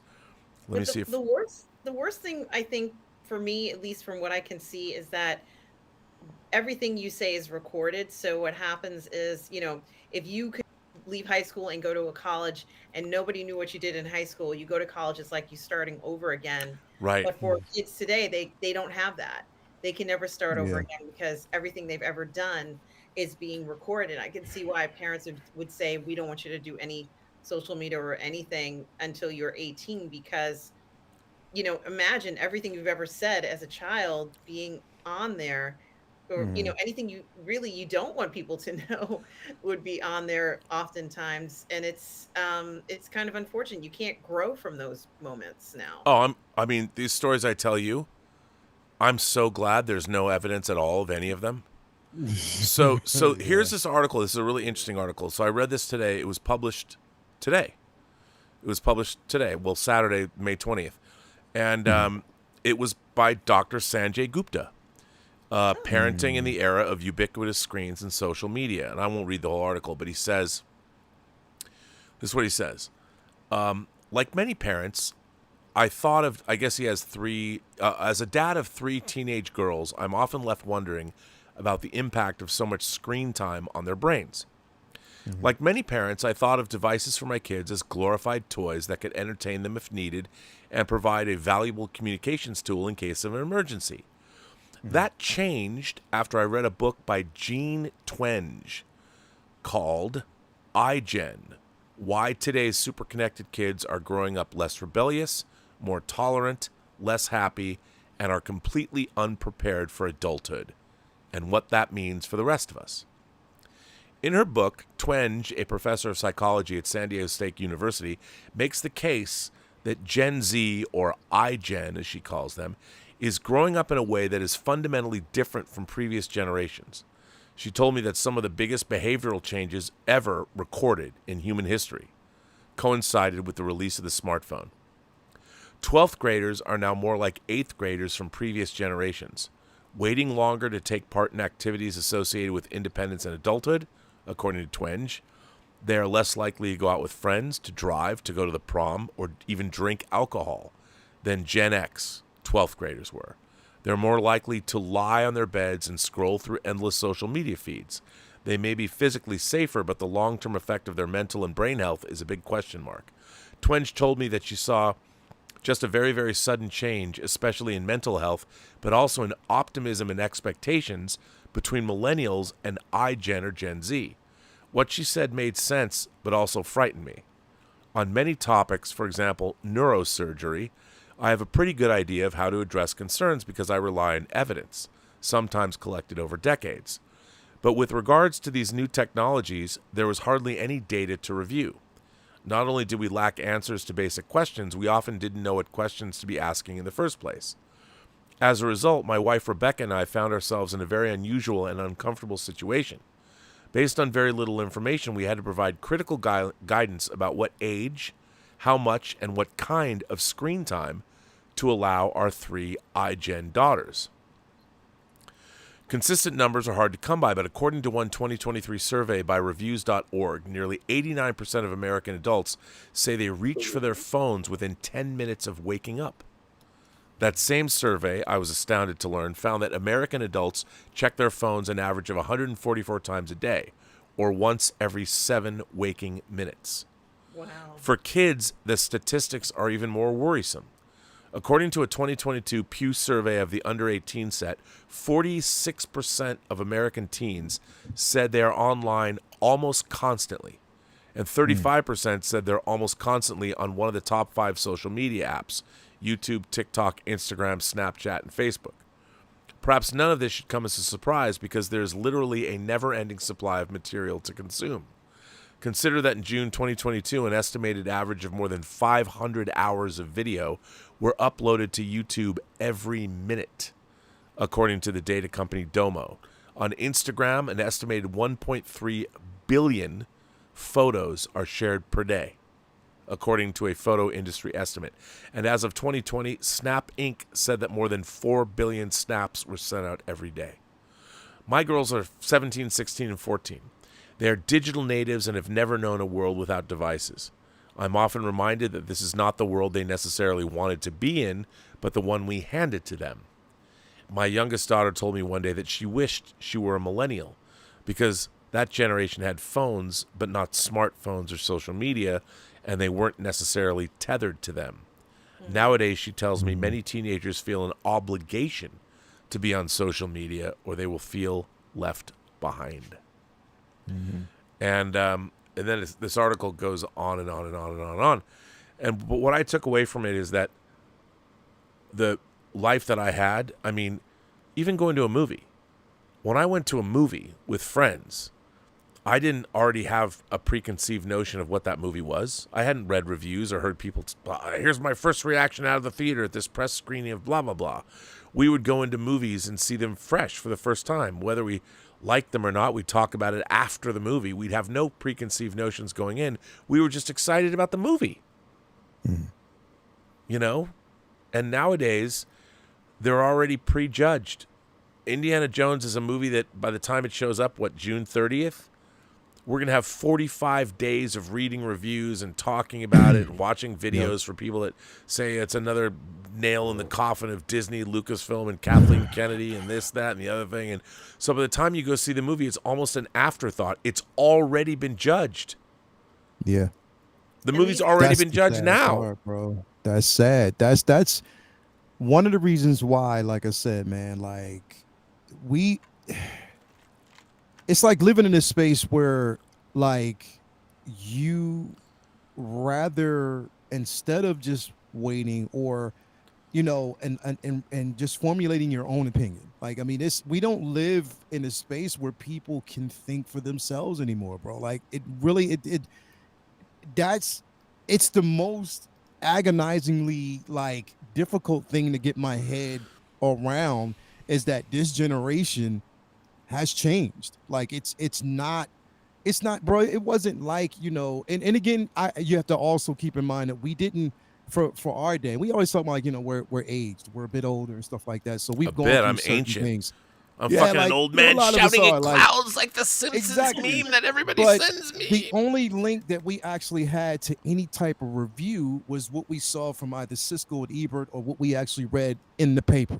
You know what I mean? There wasn't a digital world that we actually live in right now, like where these reviews or people are allowed to, and the thing is, a lot of it is social media pundits, people who basically live in this particular space and label themselves reviewers because they've been invited to, like, either a press event or like screenings and stuff like that. So they label themselves, because they've been invited, is for us to believe that, okay, I'm supposed to believe you based on a simple, and not without a level of credibility that I can actually see that you have.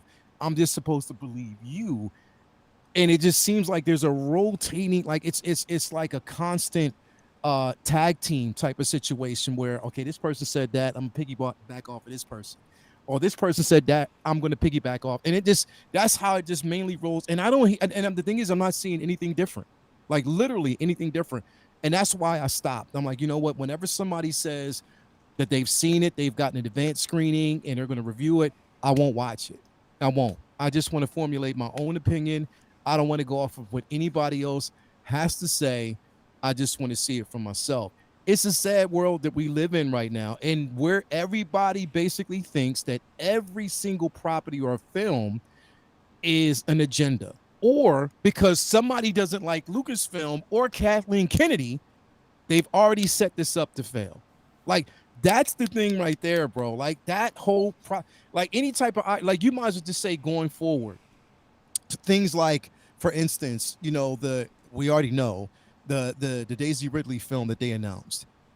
That right there is already doomed because of the simple fact that people do not like Kathleen Kennedy or Lucasfilm.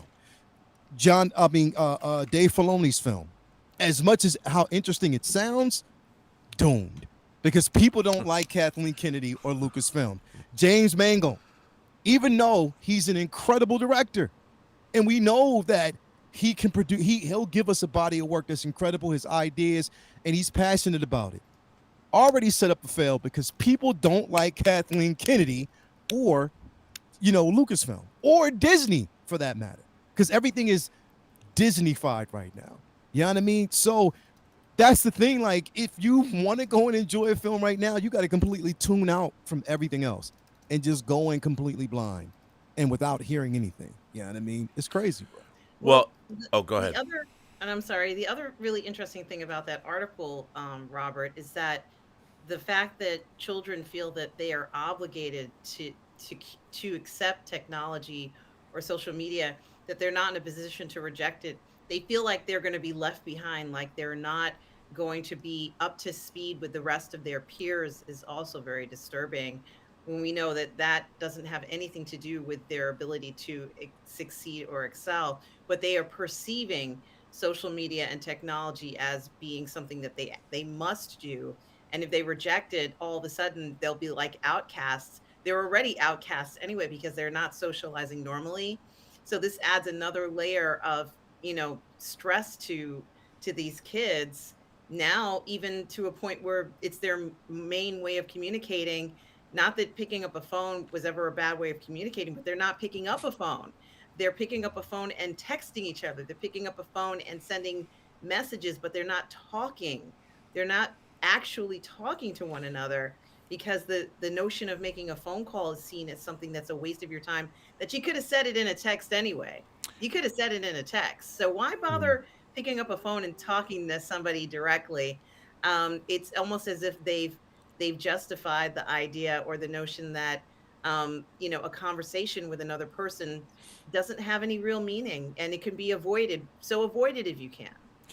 Yeah. Also, I mean, I think about growing up, like, I had a small group of friends, movie fanatics. We are fanatics about music, movies, pop culture in general.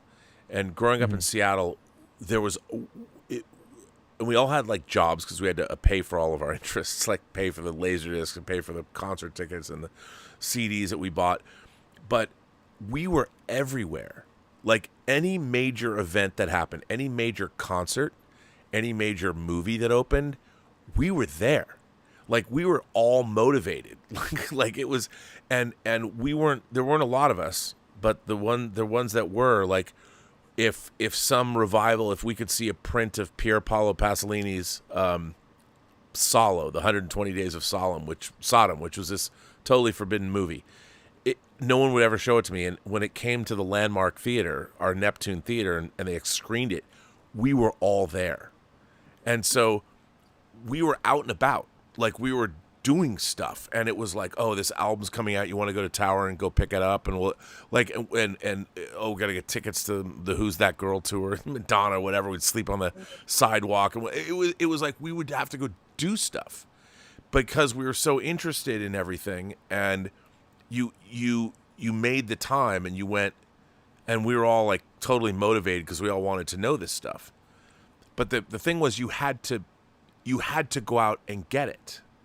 Mm-hmm. Nowadays, you don't have to do anything. Everything is at your fingertips, and that's fine.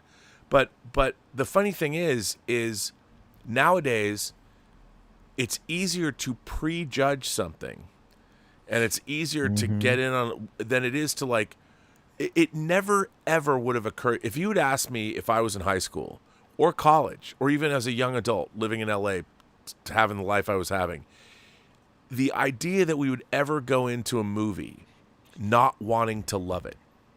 Like, we were excited for every movie. Like every movie. Even like the summer of 1989 when Batman came out. When the first Batman came out, they were giving away, like, the premiere for Tim Burton's Batman was in Westwood at 2 theaters, at the Bruin and at the Fox. They were right across from the street. And they put out the call that they had some tickets for the public.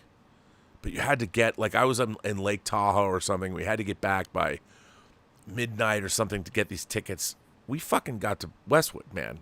And we got tickets to the premiere of Tim Burton's Batman. Like, I sat in the same row as Jack Nicholson. Wow. In 1989. It was June 18th, 1989. Everybody wanted those tickets. Everybody wanted that ticket. And it was like, but no one was going to stop us from getting those tickets. As a matter of fact, I have a picture. I have to find it. But we were going to go. And like the group of people that I always had, it's like, of course we're going to go. And we would figure out like what is it we wanted to do and how would we do it? And they're a group. It was the same kind of thing. If you had the group of people, somebody knew somebody, and we could all figure out a way to get it done. And that was how we operated, because we everything was, you had to go outside yourself. It wasn't about how you felt. how I felt was I really wanted to see this effing movie. Like we all wanted to see this thing. It wasn't about us. I didn't need to feel good about. I didn't need somebody to affirm me. I was fine with me. I had no problem with me. I had a very healthy self-image. I wanted those fucking Batman tickets because I wanted to see Tim Burton's Batman. I mean, when that movie came out in '89, people were insane for that movie. It was like in LA, the bus station posters, the bat symbol. It was like nothing mattered more. People just wanted to see than it. see Batman. I mean, it was, and it's hard to explain to people what that was like, and it was a huge thing. I mean, it was a huge thing. It was a hysteria surrounding Batman, and then there was the Bat Dance, and Oh my God! When Prince did the, I mean, it was, man, those big oversized. Rob, we stood in line. Listen, at the Twin Theater, it was like a twin. We stood in line, basically to get in. We had already had our tickets at that point, but we were in line. Everybody at that time, because they marketed like these huge Batman buttons. Like, remember those, like those buttons that you can actually get, like there were smaller ones but they were big ones. Everybody wore them, because I remember around that time it was Batman, Prince, of course, we knew did the soundtrack, but also the rapper himself back, like Kwame back then, who had polka dots all on his shirt. Everybody had polka dots on, those big buttons and stuff like that. Stood in line. They had the news outside that was like literally going around asking people how excited they were to see this film.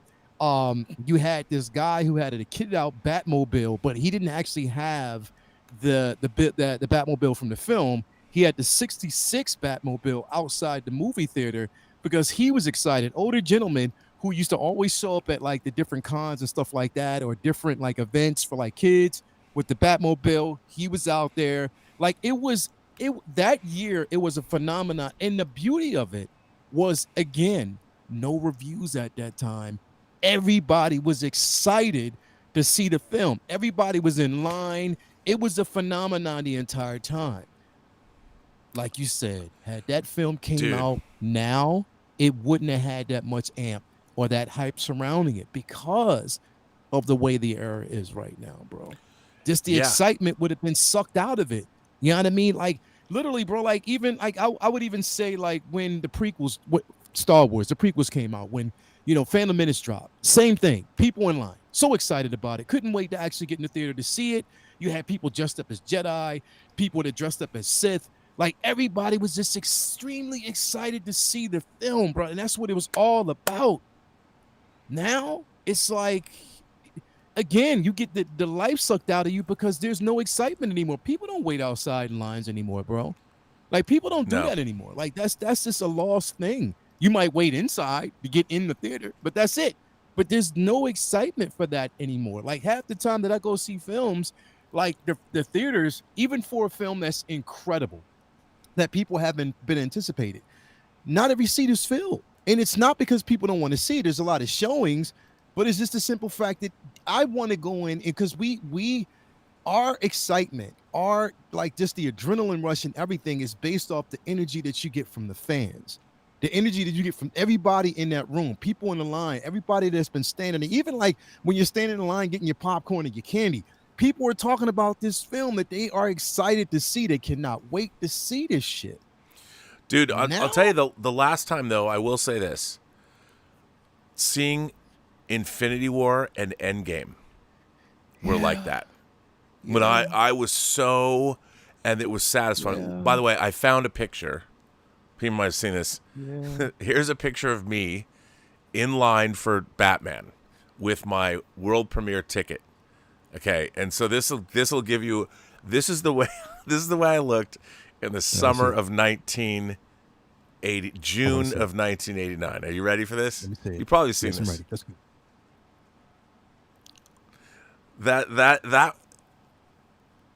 That was me.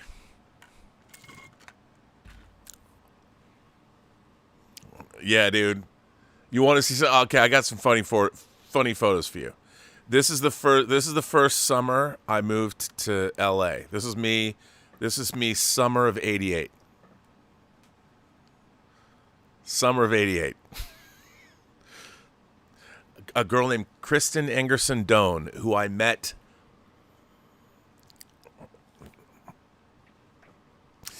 Oh, Tiffany. She definitely had a Tiffany Amber Thiessen quality.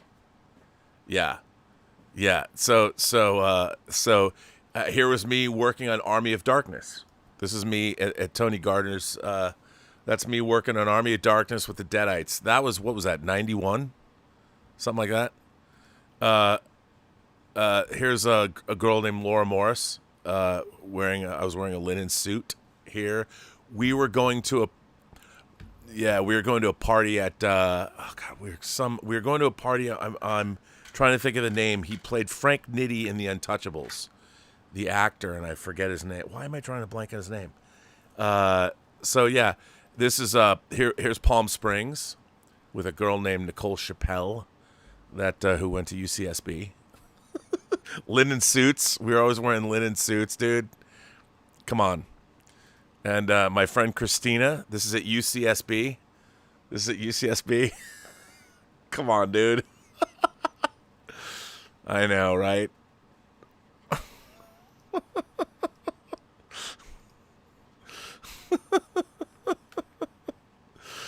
Look, dude, I'm just saying. It was a fun time. Fuck Good out. times. You, my friend. Single me out. Single me. You need to single me for this shit. Fuck this. Oh wait, hang on. You want wait. You want that? I'll do that. Hang on. I will do that. Wait, here you go. You, my friend, are a fucking pimp. I swear to God. It was a different time. It was a different time. But I swear to God, every photo that you just showed me just now was a photo that I would like to have lived vicariously through you.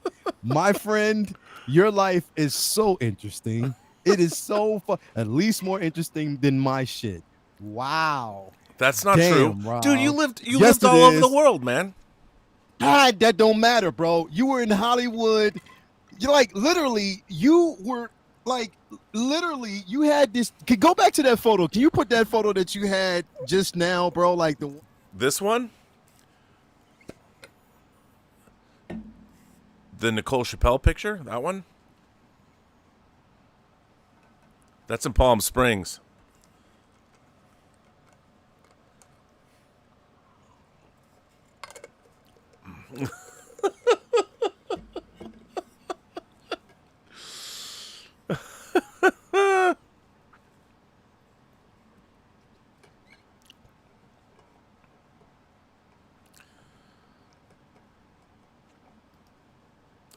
No, it's true. It's true. This is a picture I really like too. I like this picture as well. This girl, Kelly Sugg on the beach. That was in Cannon Beach, Oregon.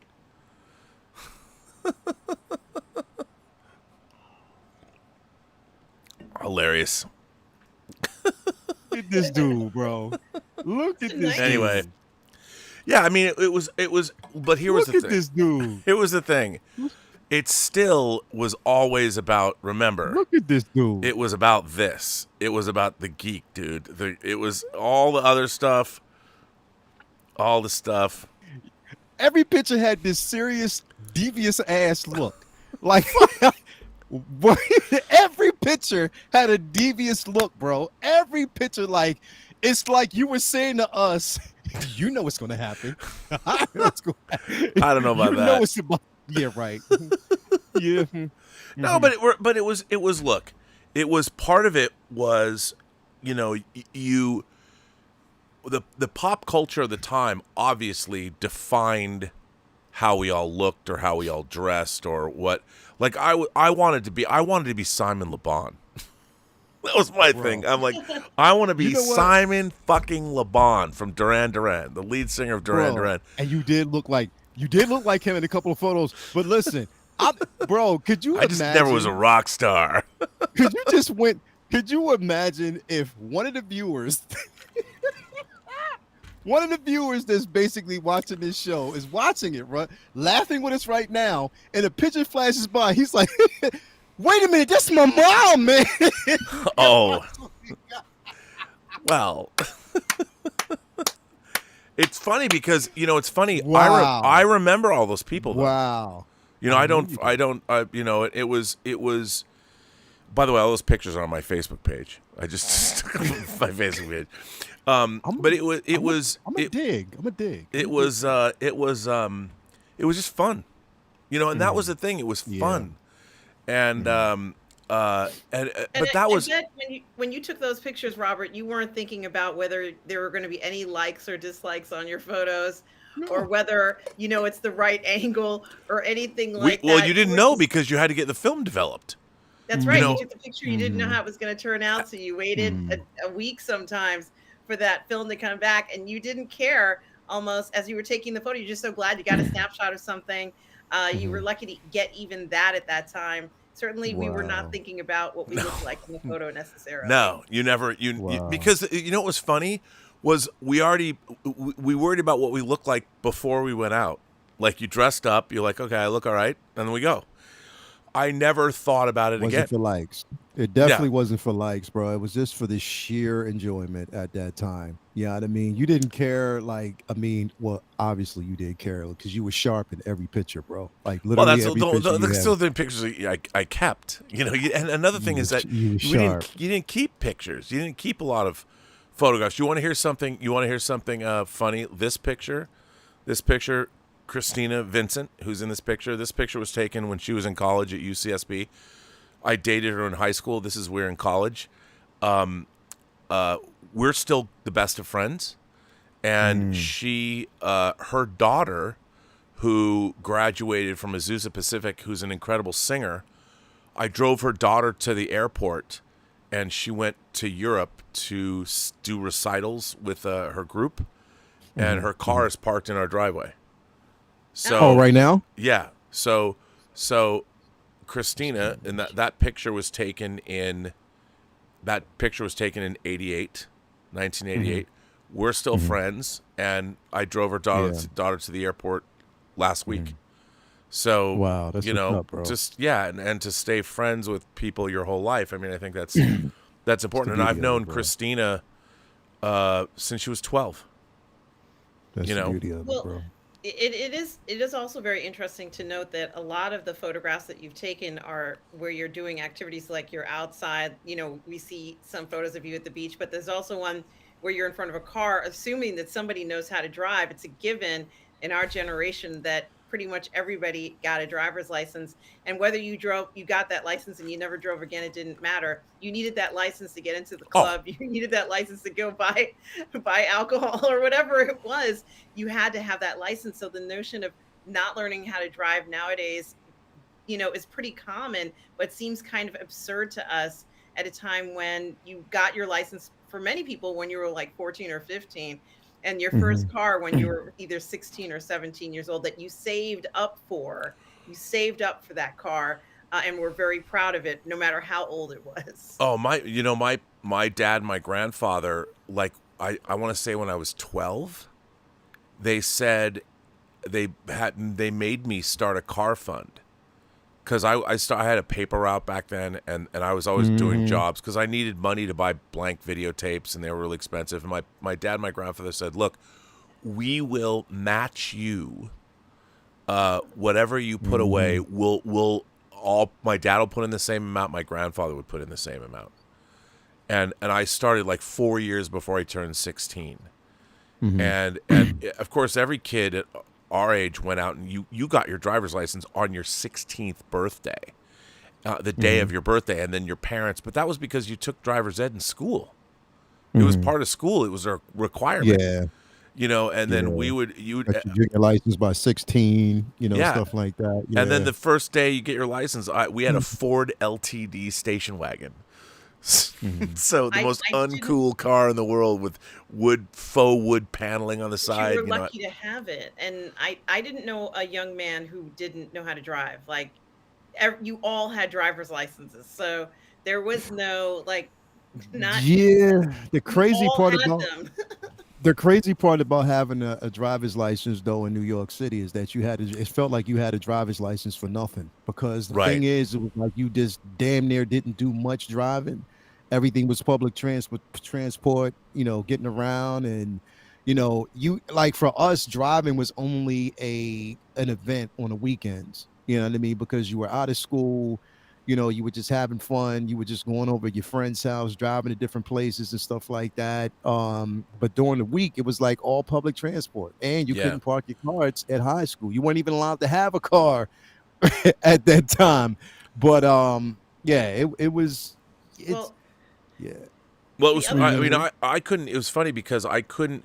My first car that I owned was a Toyota Celica, and I had it. I was able to buy it. I think I paid like, I don't know, $4,000 for it, and it was pretty nice. My dad had a friend. It was a used car. You know, it was a stick shift. It was a manual transmission, which I loved. It was yellow and had a black leather interior, and I called it the Killer Bee. But it was a car that I, you know, because my parents and my grandfather, because we started this fund, you know, and I didn't just buy a car. I wanted a Toyota Celica. I loved Celicas for whatever reason. Then it's interesting because you see in this picture, that was my third Toyota. That was a Toyota Supra, and that was an 86.5 Supra when they changed that bodies to that body style. And so that was my third Toyota that I owned, and this was in summer. This was sometime in '89, somewhere in '89. It looks like that was a 1, so maybe that was January of '89, maybe. And that car got stolen. Both. So my so I went from having a Celica to having a Celica GTS, and my Celica GTS was actually, wait a minute, that might have been 1991, that picture, but because my GTS that I took to California was stolen. It was stolen in 1990. I had two cars stolen in LA within 3 years, a 3-year period of time. Shit. And that was the worst. Cars were stolen all the time in LA, and my Toyotas were stolen a lot. and But that was a car that you could kind of break in with you could use that hand jack thing and put it in the window, and you can kind of break in and hardwire the car. yeah, Was it that kind of a car? Yeah. yeah, no, Wow. it was not cool. It was not cool. But it was, you know, the fact that my parents, to save up for 4 years for a car, when I got that car, you know, I had paid for a third of it. You know, I'd put away whatever it was, $1,500 or $2,000, whatever I put away over the course of 4 years. So it was funny because my just learning, and the thing was I couldn't buy it when I was 16 because I didn't have enough money yet. And I was working a better job, and I wanted to get a Toyota, a used Toyota. I couldn't afford it. I could have just gone and bought a beater, but my dad said to me, he goes, look, if you're going to buy a car, your first car, you want to like your first car. So wait 6 more months, drive the Ford LTD station wagon for a while. I'm like, all right, you know, because nobody really cared what you drove. If you drove something, you had a car, nobody cared. It was not like, So you can get from point A to point B. That's just the way it was. Nobody at that cared. time, man. But the other comment that I wanted to make was that in that Sanjay Gupta article, he talks about how he had the impression that this phone would be something that would sort of like be this resource or a tool for his children to kind of play with, and it's pretty much the opposite. And I'm not quite sure what I thought when I got my first smartphone. I knew that I had to check email and do work, and I needed the phone for that. And I have continually, since the day I got my first smartphone, let's say maybe 8 or 9 years ago, maybe even longer than that, I've continuously used it for emails and for working. So there isn't a day that goes by that I am not responding to an email or working on the phone. So it's become like this symbol for work, and it kind of takes away some of the enjoyment of the phone, like let's say the fun parts, playing games and stuff.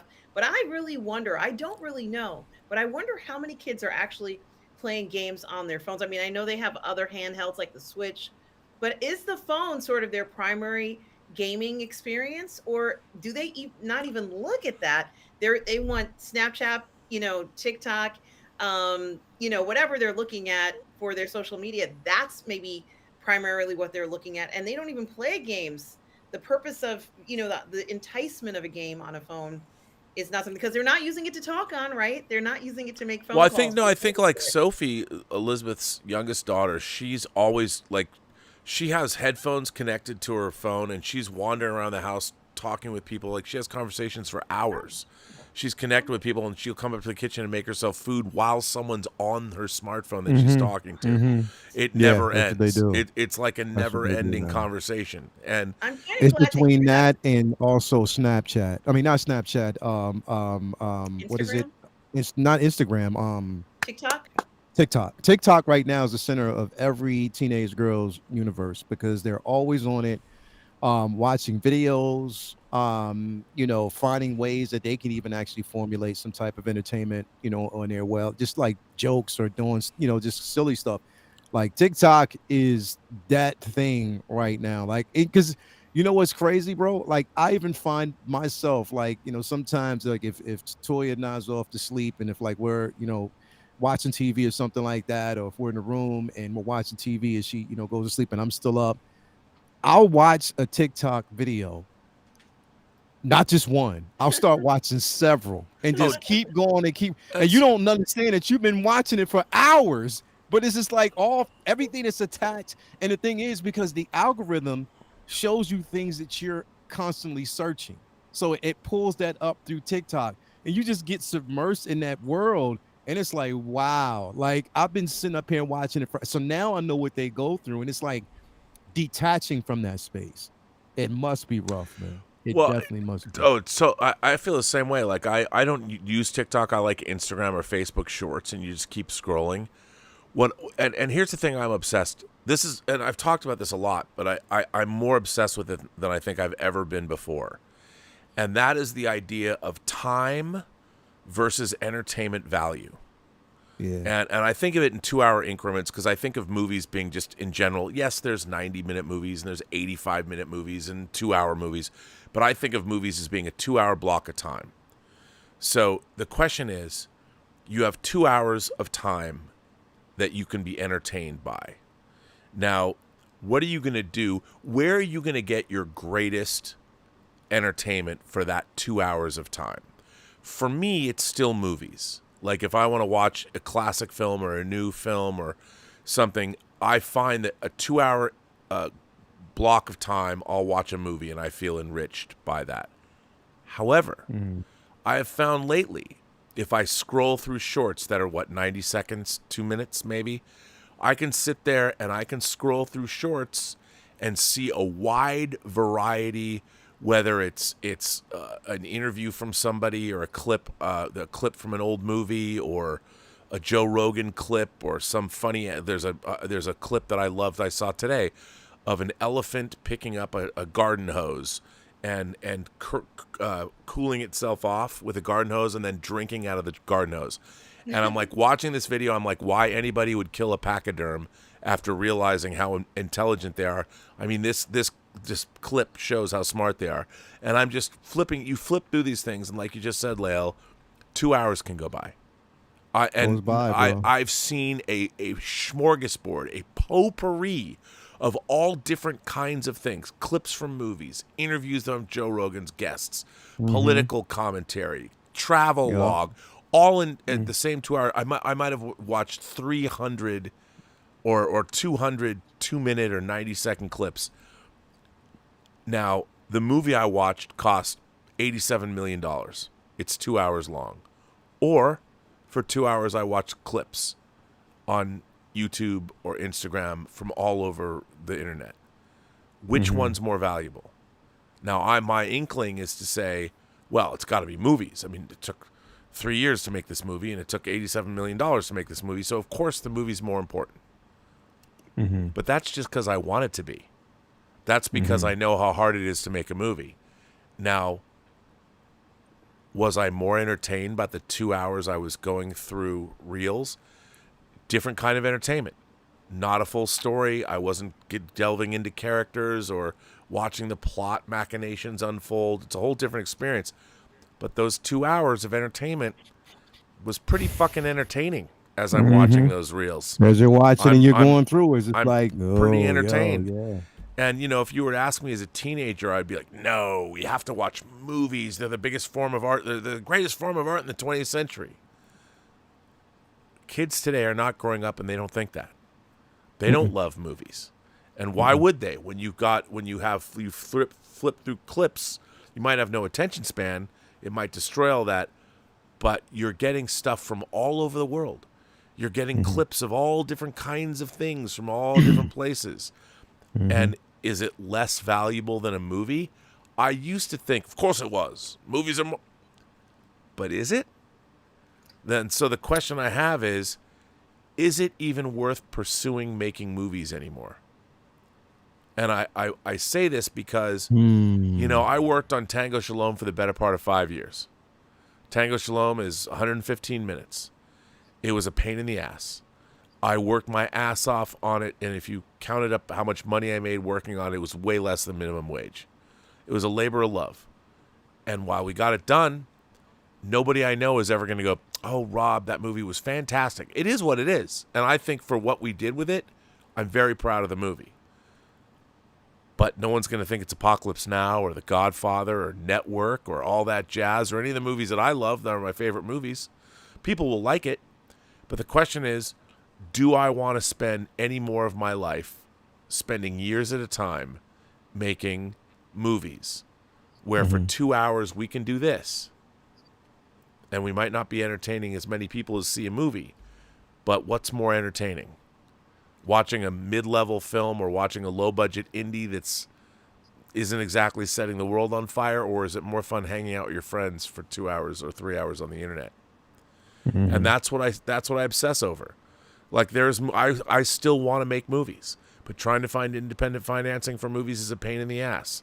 Then you have to make sure that once you've made your movie and spent the money, who's going to distribute it? How are people going to see it? Yeah. And are they going to like it? Is it going to be prejudged? I mean, think about it now. Every single movie. If Disney made the greatest film ever made, and that was going to come out in November of this year, it would already have been destroyed by the time it came out. And then people would be like pleasantly surprised.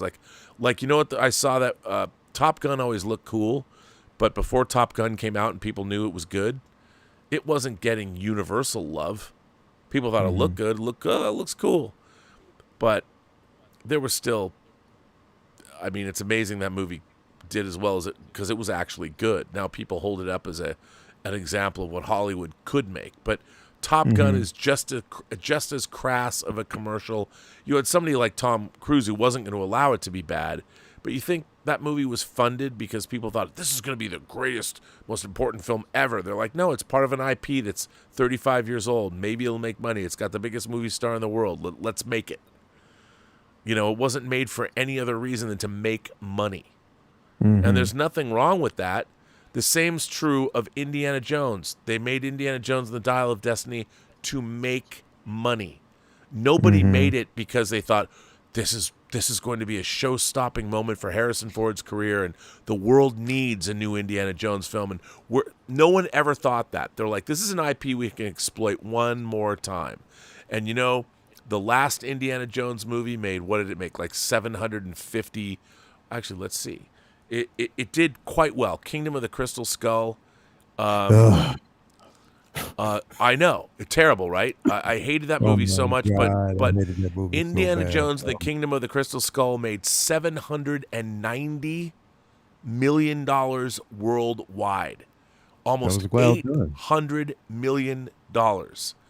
It opened to $100 million back in 2008.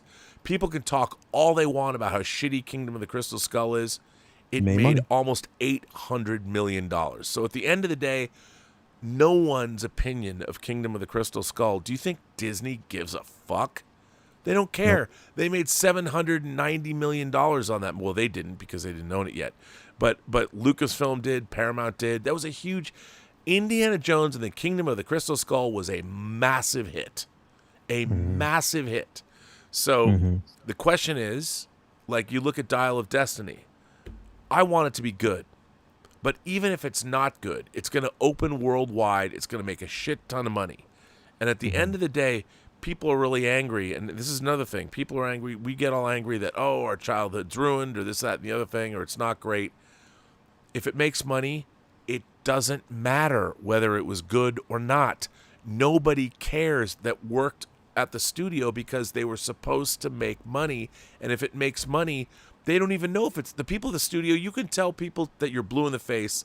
Like I am not a fan of the Disney sequel Star Wars trilogy.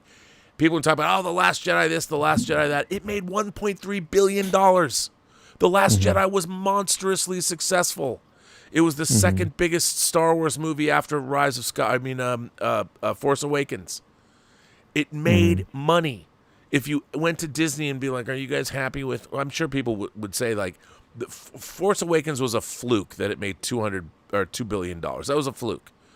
Last Jedi is more along the lines of what, and one we can talk about Last Jedi. People can be bitching and moaning, complaining forever. The movie was a huge hit. It made tons of money. So in the long run, in the annals of history, The Last Jedi was a gigantic success. Now, there would be some who are saying right now, well, Rob, it didn't make $2 billion. I mean, how many movies have? Not many in the whole history of humanity. And Last Jedi made $1.3 billion.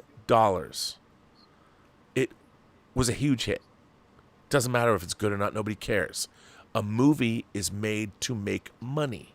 If it makes money, it's a success for the studio. That's all they care about. So we as fans, like, Disney ruined our childhoods and Last Jedi destroyed Luke Skywalker's character. And all. Say what you want. That might be true, might not be true. But the movie made money. It made money. And at the end of the day, made money.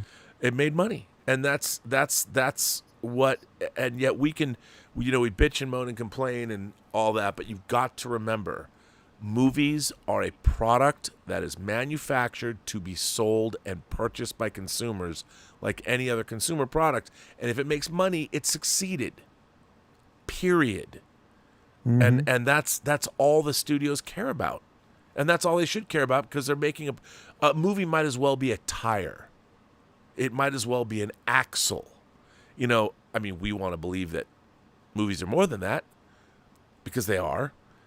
But from the studio level, we bitch and moan and complain about these things. And when they make money, it's like, okay, you can bitch and moan all you want, but the studio is going to say to you, you might have hated this movie and you might think it ruined the fan base and destroyed whatever, but it made money for us. So everything that you're saying doesn't really matter.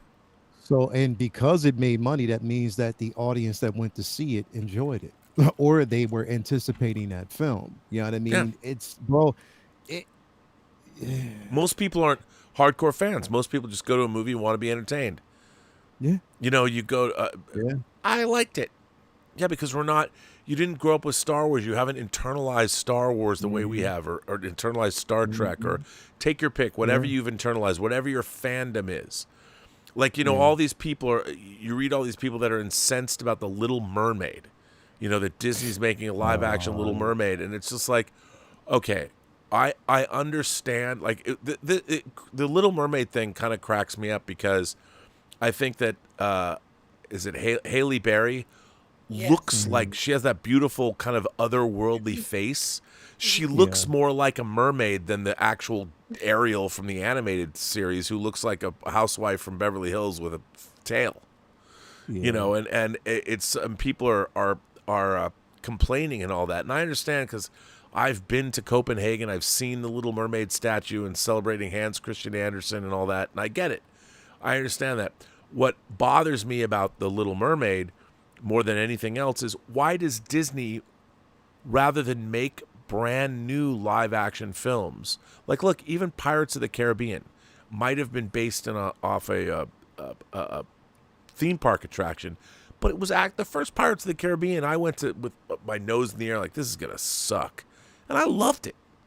I love as a matter of fact, I love the third one too. But the Johnny Depp as Captain Jack Sparrow immediately became a pop culture phenom. Everyone loved that character. Everyone loved Jack Sparrow.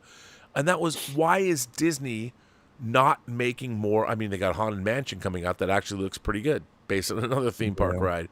But why aren't these people making brand new movies? Because they can't take the risk because they're too expensive.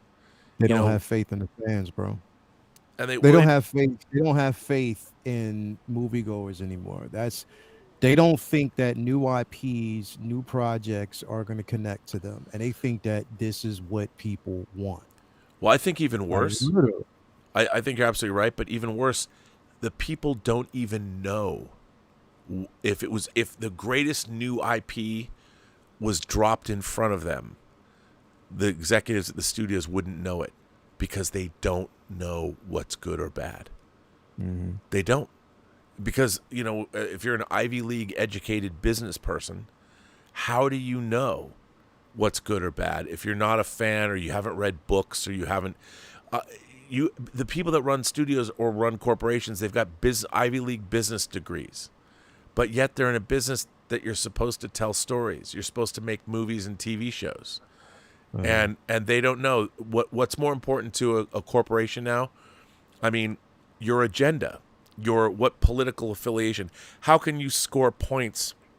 Look at the recent controversy, the brouhaha over Bud Light, with Dylan Mulvaney. And what's really interesting about that is, okay, I remember I drank Bud Light in college. It was cheap and you could get it. And it was like you bring it to the frat house. And look what they tried to do. Rather than think about who they're selling their product to, what do? They, just like I say, don't put your universe or don't put your agenda in front of your stories and character. Well, Bud Light did that. They put an agenda that they were trying to sell their agenda to prove how cool they were. And look how it backfired. I mean, it wasn't even about their product. They decided, okay, we're going to take a different tactic. We're going to go for virtue signaling points, and we're going to create this campaign around Dylan Mulvaney. Why exactly?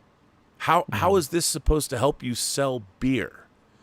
And they alienated their own consumer base doing so.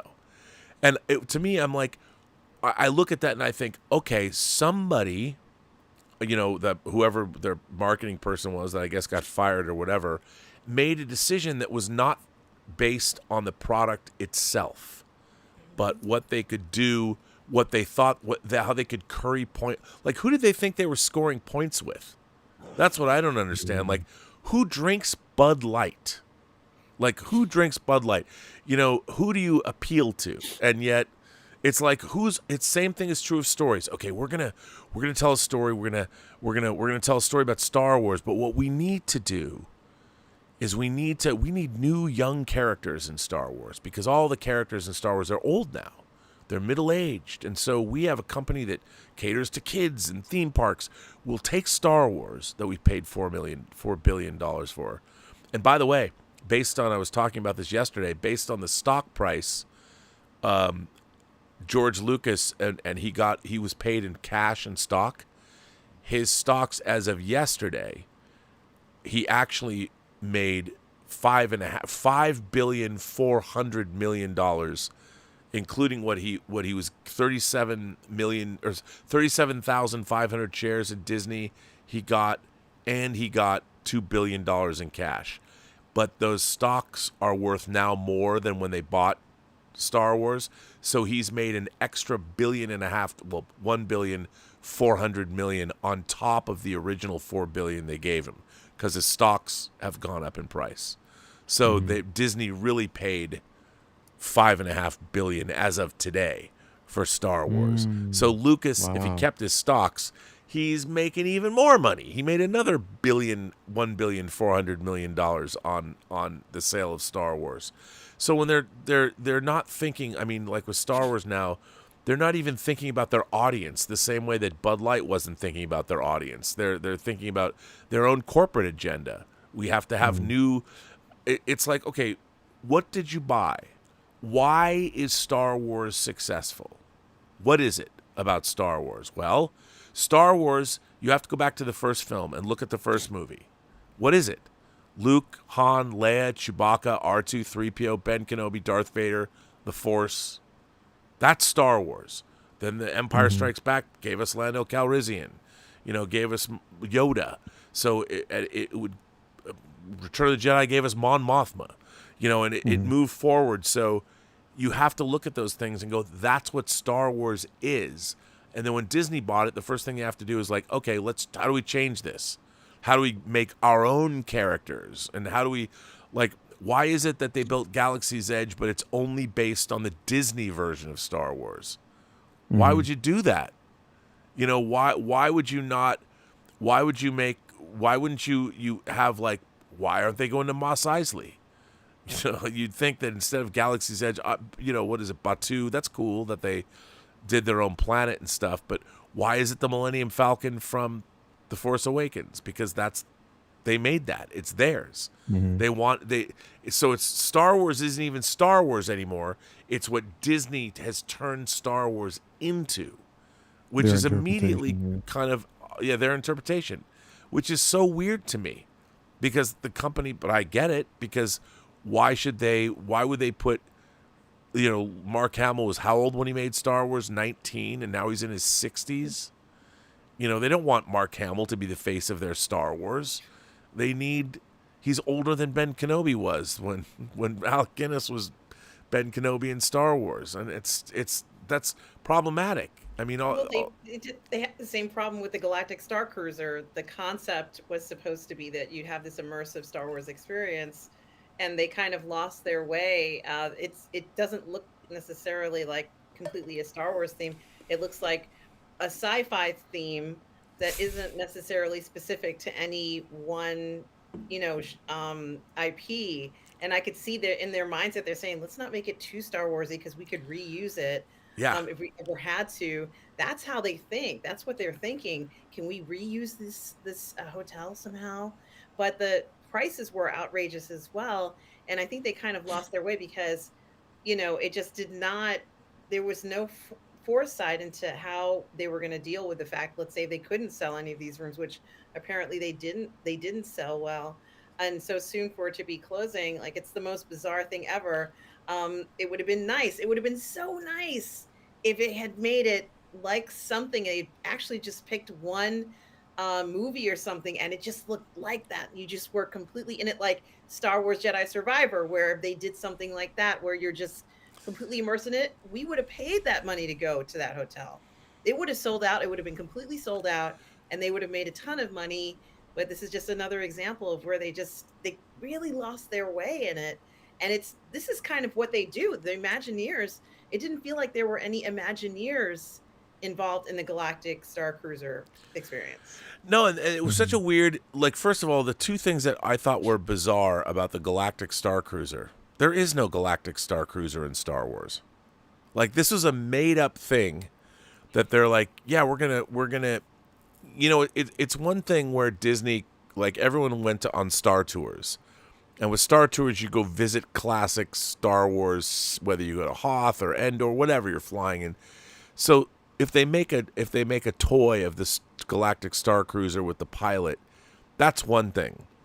But when they just try and make up like, when have we ever seen a cruise ship in the Star Wars universe? Like, here's your spacefaring. It's like the Disney cruise liner, but it's in space. Yeah. And it's like, okay, I get that, but what does that have to do with Star Wars? It looked like you know it what? was from that movie, you know, the one with Mila Jovovich.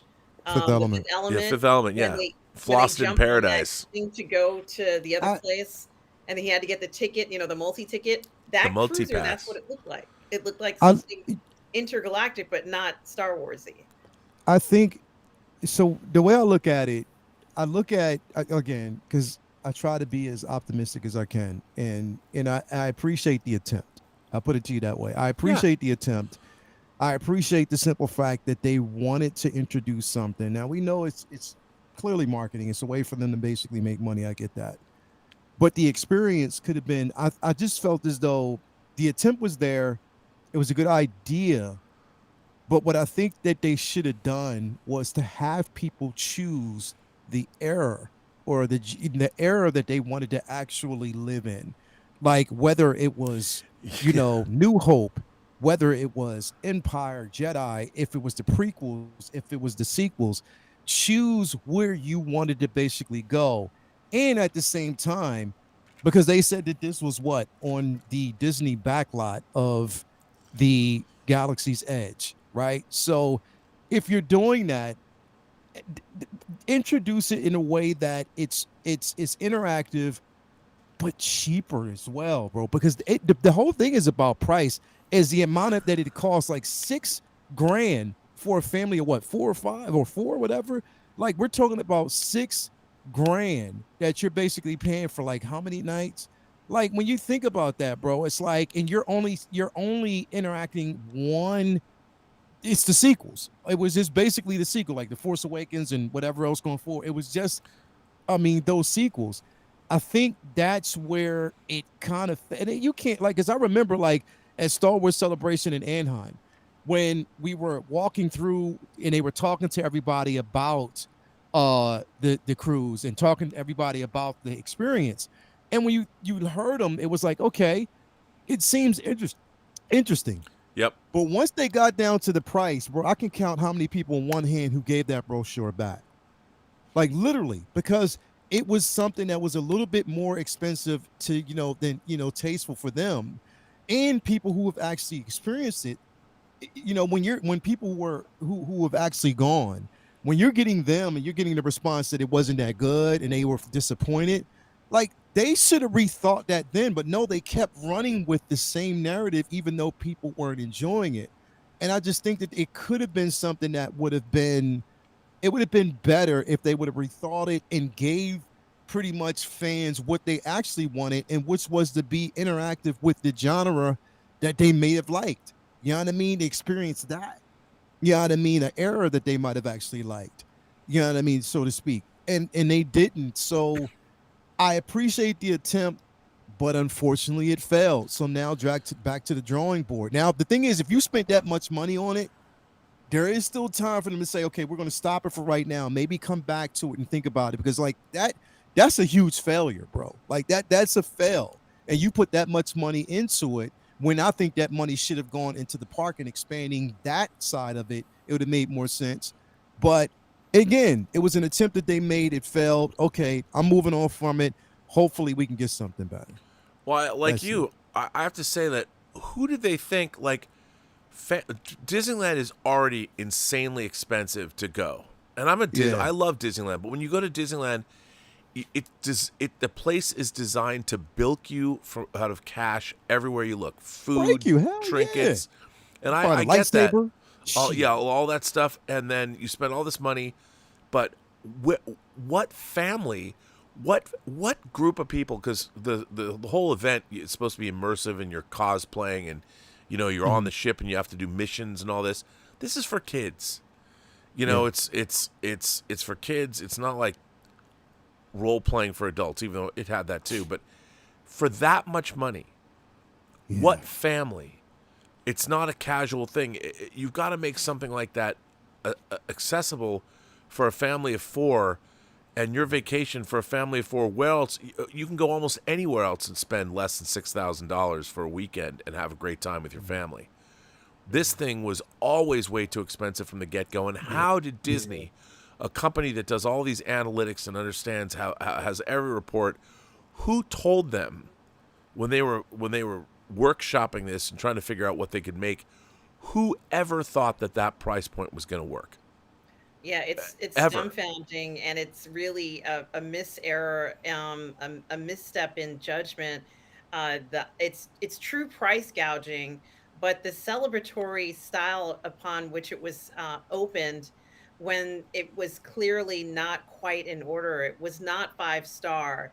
It didn't have that feeling it should have, and it felt like something was missing in it. Plus, when they showed you those rooms, the accommodations that looked like something out of summer camp, for me, I mean, it looked okay, but it didn't even look like, a room that you would have in Disney's more exclusive hotels, like the Floridian or something, the Grand Floridian. It wasn't even close in caliber to the level of what you would expect. It didn't feel themed right. It was just, dumbfounding how it all came about. But I think that there was a rush. I think they felt they had to do this very quickly, and that they had to push this out while they felt they could kind of profit on what might be, let's say sudden interest in Disney. And so rather than taking the time, which might have been 4 or 5 years to do this right, I have a feeling that they said, we can do this in a year. We can do this in a year. And this is what you get sometimes. I don't know if that's true, but it feels somewhat rushed to me. And it wasn't the thing that I have. It's like they tried to make up something in the Star Wars universe that wasn't real. And even I'm like, that's not you've made up something. So already what you've done is inauthentic. You've tried to make this shoehorn in a Star Wars thing. But I will say though that the only way for us, I'll say this until whatever, but me even coming from that space where I loved the OT, people will probably choke me out for it, but I love the prequels. I didn't have a problem with the prequels at all. I see where the potential was with Force Awakens, where they could have went in certain aspects and they chose not to. But even with that being said, even though I am a child of a certain era, I still want to see it progress and move beyond.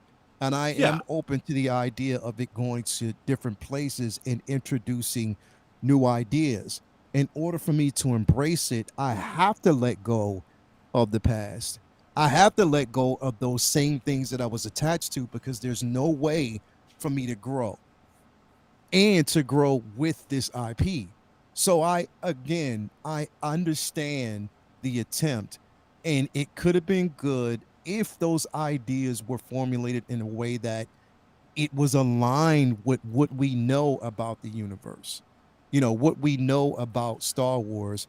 And on top of that, if it was something that, again, it has to be progressive. And I don't think it was progressive. And I don't think it was a good move based on the response that we got. And they should have thought about that. Like, somebody should have been like, well, wait a minute.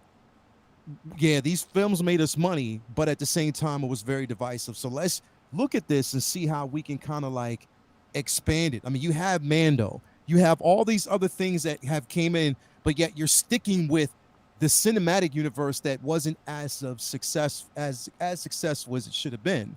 So if they would have looked at what they're doing right now on the Disney Plus shows and maybe use that as a vehicle, to kind of move forward into something different, I think people would have accepted that more. And again, drop them damn prices, but they didn't. You know what I mean? Because those prices, like, I'm not going front. When I was talking to them, and they were like, they were telling you something, they were showing you videos, and you're thinking about it. I'm looking to it, and I'm like, we're thinking about it. We're just like, yo, this would be an experience, whatever. This would be really decent. I would love to experience this. Then they said the price, and I was like, yeah. So who gave me this? You can take that back. I don't really, whatever, because it was just way too much for what they were showing. It was just no interest.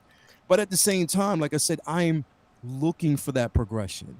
I want to see them move forward and give us new ideas. And the only way for me to do that is to understand what we had before, but just embrace the hope that they can give me that. I'm just hoping. I think the Empire Strips Back had more creativity than the Galactic Star Cruiser. I totally agree. That the Empire Strips Back was the burlesque show. The Star Wars, and I'll tell you something. Here's the difference. The people that made the Empire Strips Back love Star Wars. They love it. They loved it all. They love everything about it. The people that made the Star Cruiser experience, and like everybody, the problem with the corporations that now control all these IPs is the corporations are not filled. The people that are making the decisions do not love. They don't. I mean, when I say love things like fans. They love.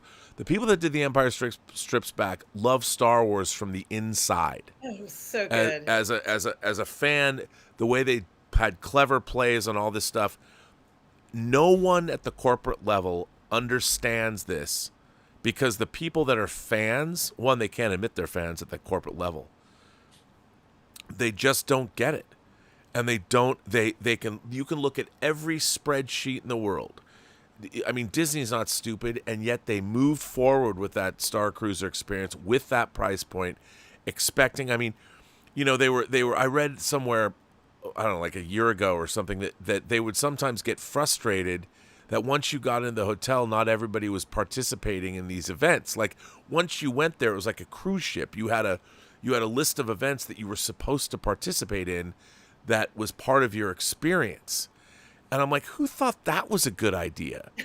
You know, that I guess when you're paying, camp. that you're when you pay the $6,000 that you're absolutely all going to go participate and be 100%. The idea is interesting, but you know, it's funny to me if you look at look at the original Westworld, the movie that Michael Crichton directed from 1973. Yul Brynner and Richard Benjamin in Westworld, and like in the show, they create this open world sandbox environment.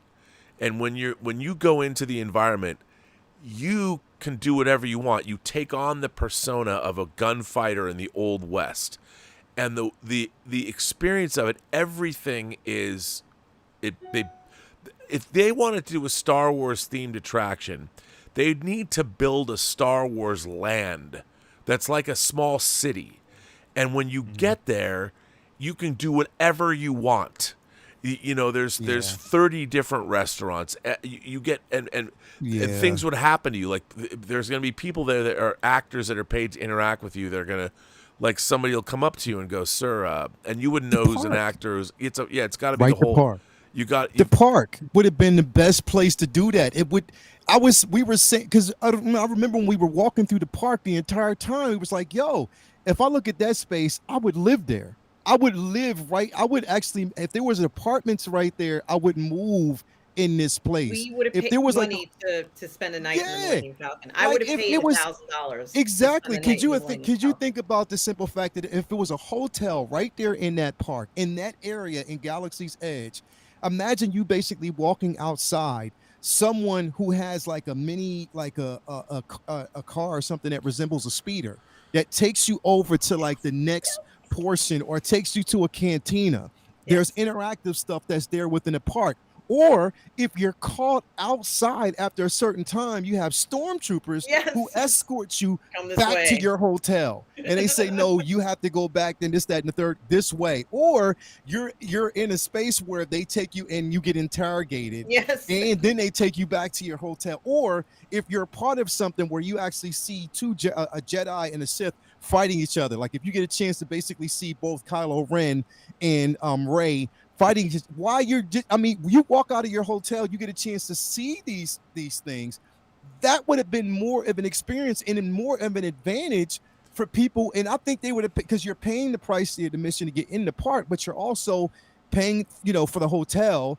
That could also be factored into that as well. I think that would have been a better idea. It would have been so dope to actually see something like that versus this idea that didn't work.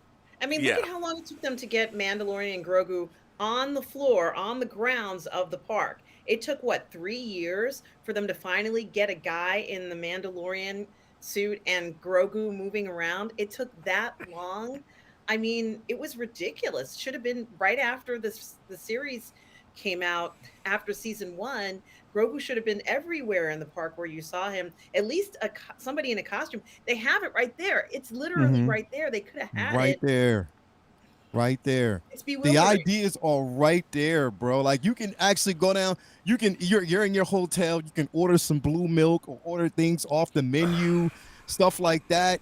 Like you can make reservations from your hotel to get up in the morning. Like say for instance, like they did a celebration where you had to basically you had to reserve a space to get in to make a lightsaber in the morning. Hopefully you can actually do that or something. You're right there interactive in the park, and people would have loved that. That would have been incredible. And that's the money that should have been invested right there, because it's there. And like we're watching it, we're hearing the sounds. Imagine that you just look outside and you see certain things light up, or you seeing stormtroopers just walk around. Well, what if you're in a bar You're in a Star Wars Yeah. bar and two people like get in a fight, like Kenobi and what Ponda Yeah, Baba or whatever. bro. And Yeah, you're in bro. a bar and literally drinks are flying and maybe your drink went flying and two guys start battling with Yeah. lightsabers or something and like you don't know what's going to happen.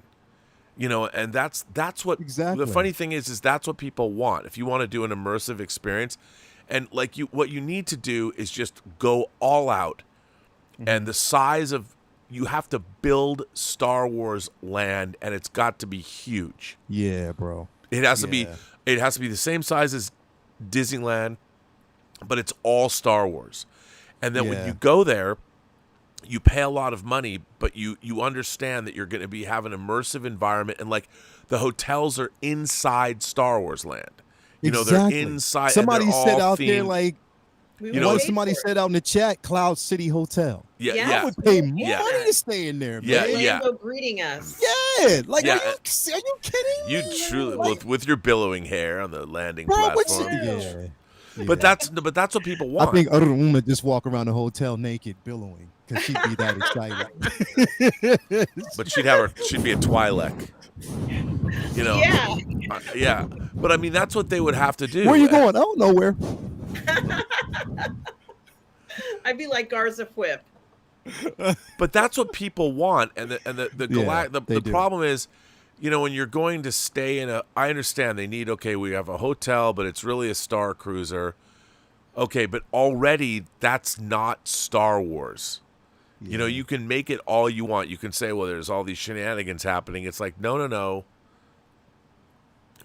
That's, I mean, can you imagine, like, you could even do something like, if you wanted to, you could go watch a pod race. Yeah. And with the pod race, they could set it up so if you're in the stands for the pod race, like a real pod race, you would only, because you're in the stands, most of the pod race you'd be watching on a screen. You know, but you're sitting outside, you're in stands, and so the pod race would actually be, you'd see the things come through, like come by the stands, and they could actually have, you know, it'd be hard to do. I don't know how they could do it, but you'd see like they'd have the same 8 pod racers or whatever on tracks or something. Yeah. And you don't know who's going to win necessarily, but so they would just come by you, and they'd be on a track that would just go around. So you would only ever see them in real life when they're going, you know, past you. Then you watch the rest of it on the screen, and you're watching, and like you could even like place your bets and who's going to win. Maybe it's going to be Ben Quadneros or whoever your favorite pod racer is or whatever, and you could build something like that in real life where all you'd have to show people is the pod racers would just have to come by the stands, and then of course the real full-size ones would circle around you, so you wouldn't see them. You just see them in your peripheral vision, and they would disappear. But in actuality they would come around, and then you'd watch them mostly on a screen or something, and you could do that. I mean, how cool would that be? You know, and you just see them. Bring Cal Kestis and Seer and Merrin from Star Wars Fallen Order, Jedi Order, or any of the KOTOR characters that people want to see in the parks. There should be a section where we can see these characters or even play some of these games while we're there if we wanted to. It would be so cool if they were able to incorporate it. Wouldn't it be cool to see Cal Kestis walking around and Seer walking around and Merrin walking around? So many things that they can do. God. Have a restaurant, like had a restaurant designed like the Senate, like the Senate. Oh room, yeah. Whereas you're sitting at the road, like each table is like those rotating whatever. And when you order, in order for you to order your food, or when it's like your table moves up, or they just rotate around, like you get a chance to greet other people. If they had stuff like that, that would be amazing, bro. And it's more. That is where the money should have went, because it's inside of the park. The hotel is there. You're having a complete, and it's different eras, different genres. Imagine just walking into the Millennium Falcon and having somebody like Leia, Luke, dressed like Leia, Luke, or Han, that are taking you on these adventures. Like different ways that you can kind of incorporate, you know, those things. But again, like we're talking about it, and we're excited about it as we talk about it. I just wish they You had that know, same level of excitement and could think forward that way. did you ever go in New York? Did you ever see Sleep No More? The No. place. Okay, so Sleep No More was it's this crazy. It was one of the craziest things I've ever seen. So they had a warehouse that was like 5 stories. And when you go in there, you go into this really nice bar. It's like a bar, and you're waiting to have this experience. And you get real drinks and you talk to people. And then when your number is called, you go up in this elevator, and the elevator takes you and drops you off into what looks like a mental institution. And you're on, and what happens is it's 5 stories of an environment, and there's a story happening, like a play is happening. Mm-hmm. The play is happening all in and around this thing, and it's a cycle. So it usually cycles, you're there for like 2 hours, and this whole play cycles 3 times. The people in the play are unaware of you. You're in, you can watch what's going on. All these people are having this play, and you can follow characters all through all these different rooms, and it's all interactive. You can open drawers and pick things up and look at them, and it was incredible. And while you're in there, it was so immersive. At one point, and you can go anywhere you want, or you can choose to follow the characters or not. That's what they need to do with Star Wars Land, is follow something like Sleep No More, where you have the whole land, but there's stories going on. So these actors are playing parts, and it might, in the course of a day, it might take a whole day for each, but you can follow these characters and follow Imperial officers, follow stormtroopers, because they're doing a play, they're doing a performance that you can get immersed in, that's happening in Star Wars Land. Yeah. And you can follow it, but then at the same time, you can also hang out and talk to other people and get involved. And if you ever get a chance to see Sleep No More, it's a really interesting experience, because at one point, like, I found in the warehouse, because you explore, I found the bar that I came in, but it was an exact duplicate of the bar, and it looked like it hadn't been in, no one had been in it for 100 years. It was an exact duplicate. I'm like, because for a minute I'm like, what's happening? Like, what's going on? And then I found my way into the bar that I came in in the first place. And I sat down to get a drink, and the bartender says to me, sir, you're missing out, because she knew that I was a customer, that I was already upstairs. It was so weird when she said, you're missing out on a lot of interesting things happening. Like, she knew, but she was totally in character as the bartender. She wanted me to go back into the play thing. I was freaked out. I'm like, this is crazy. I mean, it's totally immersive. And when you're in there, they make you believe, even though you're in a play. It was so immersive, and watching these characters, if they combined that, and made it like that whole land, it could really work. And people would eat it up. So I don't know. No, I mean, they could do a pop-up one and try it out and see.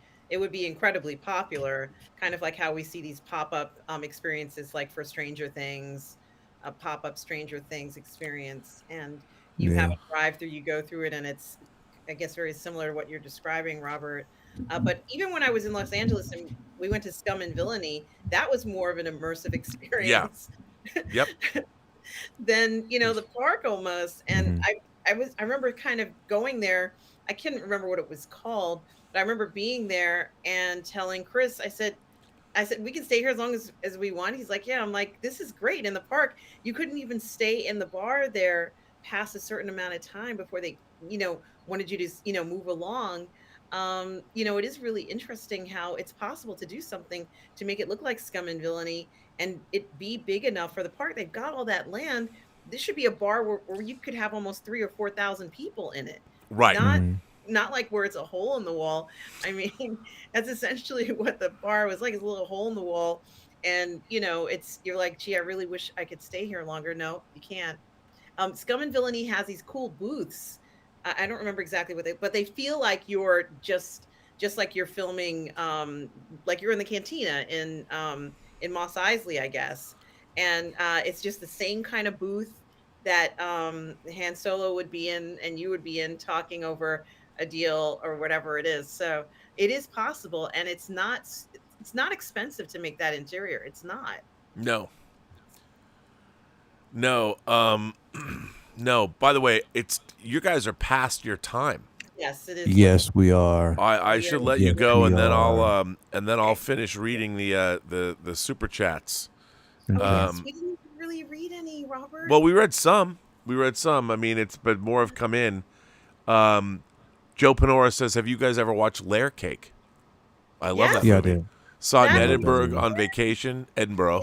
Yeah. It was my first intro to Daniel Craig before he became Me Bond. too. Love the film. Layer Cake is great. He scared it me is. to death from that. I Phenomenal. was like frightened of him because of that gangster role. Yeah, Yeah. it was phenomenal. I love Layer Cake, man. Layer Cake was great, and that was produced by who went on to direct the Kingsman series. Why am I drawing a blank on his Layer name? Cake, Lock, Stock, and Smoking Barrels. Yeah, he produced that. Yeah. But I love Layer Cake. It's great. Yeah. Cool Tubification says Star Trek Legacy needs to be greenlit by Paramount, show run by Terry, and RMB as a writer on the show, and Jonathan Frakes recurring and as a director. Well, here's the thing. I've never worked as a writer in television. So just the way the television business works, no one's going to hire me to be a writer on TV, on a TV show. I'd love to consult with something like that. I'd love to be the story editor or something. That would be fun, and work in post. Who knows if that'll happen? I mean, it's getting a lot of attention. It made it in the top 10 again, so that's great. Chris Schumacher says Carnival was the greatest show of all time. Only ran 2 seasons on HBO. It was a great show. I like that show a lot, and it should have lasted longer. Thomas Logan says Christopher Nolan has been very candid how much The Wire influenced his Dark Knight trilogy. He cast Aidan Gillen and Robert Wisdom to pay tribute to The Wire. That's true. I mean, and they were great. Aidan Gillen was so great in the beginning of Dark Knight Rises. Yeah, bro. I love that. To crash your plane. I love that. King Tannic is talking about Age of Extinction again. He rewatched Transformers Age of Extinction this week. Fantastic. I can't go with you there, man. Yeah, I can't. Blunt Philly Reviews just sent, he's been an imagination connoisseur for 3 months. Thank you, sir. Groovy Don't Play is talking about the new Ben Affleck, Robert Rodriguez movie, Hypnotic. Was so bland and I'm easy to please. Affleck looked high. It looked like a Lifetime film. 65 million how? Where? Robert Rodriguez is so hit or miss. He is. Brian Evans, who's been a member for 23 months, says, Rob, in all seriousness, I have been watching Dallas again. Oh, And that Picard season 3 was Pam's dream in Dallas. That's interesting. I haven't watched Dallas in forever. well, I watch Dynasty all the time, because I absolutely love Alexis Carrington, and there'll never be another Alexis Carrington Colby, but she's kind of my idol. I love Joan Collins in that role. Amazing. Kenneth Colton says, hello, and Mr. Popimp Rockwell. Rob, I don't know if you've read the script for Indy 5, but I hope with all hope the ending rumors are fake. Oh, I don't think they are. I think the ending is probably exactly what you've heard, which I find interesting. It depends how it's done. All I can say is, I don't know. Richard K. says, my dream Batman casting. Your thoughts on Jim Caviezel as Batman Bruce, Ian McKellen as Alfred, Scott Adkins as Deathstroke, Asia Butterfield as Robin, Johnny Depp as Joker. Your thoughts? Well, I think those are all pretty good. I think Jim Caviezel's probably too old to play Batman, I think. And Ian McKellen is a leading man. I don't think you want him to play Alfred. I think these are all good ideas, but I don't think they're practical in terms of making a real movie. Tom Jr. Jackson says, Rob, you are thinking Billy Drago, who played Nitty in The Untouchables. Yes, it was Billy Drago, and that is where this picture, I was going to Billy Drago and his wife's party with Laura Morris in this picture. That's where I was going. I was going to Billy Drago's party. Thank you for telling me that. That's where we were going. And we were delightful there. Six Scale Mafia says, these days are long gone, at least for me. I remember growing up always being excited for a new movie. Now it's so rare for me. I feel like it's all identity politics, poor writing, and cheap CG. Pass. Well, come on, guys. It's not. See, we're all bummed out. Well, Don't listen. be bummed out. It's I'm gonna be I'm great, guys. optimistic, It's gonna bro. be I'm great. super optimistic about It's gonna be just great. I where think things so. are going to go. I think it's going to get better because things always change. It's all cyclical. Well, listen, Positive, kids. guys, positive. I want to let you guys go, but first of all, Lael, what do you got going on next week? What's going on in your channel? First of all, everybody go subscribe man. to the 1/6 Scale Man on Please YouTube. do. We are 400 away from 4,000 subscribers, so definitely make sure you head over there. We're on the road to 4,000 subscribers, so make sure that you haven't already subscribed, become a member, hit the like button, however it is, just support the channel, man. I appreciate it. Great content over there. Tomorrow we have Collectors Lounge International at 12 p.m. Monday we have Comic Book Talk with friends at 9:15. Let me see. We got Say What Wednesdays, of course. I don't think we got Uncivilized this week. I think it's the following week because we do every other week now since there's no shows that are out right now. And then we have Figure Flex Friday, every Friday where we actually can, just showcase all of your talent, your pieces, like your collection. So make sure that you actually come through. Thank you for the support. If you haven't already, just please make sure that you do subscribe. And what about you? Well, guys, you can always find me on my channel, Positive Fandom, where I do all the parlay in the fandom. On Sundays, of course, I have my Sunday Run Show with Russ. So certainly do turn out for that. And of course, every single day, I stream live Star Wars Jedi Survivor gameplay on my channel, guys. So you can check that out every single day. I stream very, very early this morning for today. But also do remember, you can always find me here on Monday nights at 6 p.m. for Ladies of the PGS. I will be here on Monday. Catherine Cook will be co-hosting with me this Monday, guys. Also on Thursday, I'm going to be doing a live watch party of Pearl Harbor, kind of in anticipation of Memorial Weekend. It's going to be at 6 o'clock. It's actually 5 o'clock here on the Burnettwork and on Positive Fandom. So do check that out, guys. It'd be great to see you all there. And a bunch of other things coming up. More episodes of Cat's Corner are coming up. We're going to be premiering another episode of PGS Moving Image, as well as other things going on. So please do check those things out, guys. Like and subscribe to Positive Fandom if you like what you're seeing. And of course, you can always find me here and on Civilized Scoundrels on Lael's channel, or I guess, or El Profesoro's channel as well. When it airs, you will see me there, guys, and Lorena's channel as well. Lorena is on vacation, but she will be back in a few weeks. But we are here, and I so appreciate everybody out there. Tom June Jackson, we are all good people. S Beam, who usually is here at night, and everybody who's supporting the channel and enjoying all the content. You guys are the best. I so appreciate everything, guys. Always remember to please be kind. Well, kids, I will see you next week on another Midnight Musings. Thank you for next week. Butt naked. Yes. And billowing. Yeah. And billowing. Yes. Butt naked and billowing. I can feel the air just everywhere. And by the way, I don't think I said this, but you do look lovely tonight. Oh, thank you so much, Robert. I so appreciate that. You do. And say hi to your mom for me. I will. She's up. She's been calling me. She's like, "What are you doing in there?" Because I'm in a separate room and she can hear me talking. Are you talking to your friends? Yes. I am. Yes, I am. They say hello. Well, I will let you both go, and thank you for another great show. All right. See you later. I'll see you later. Everybody.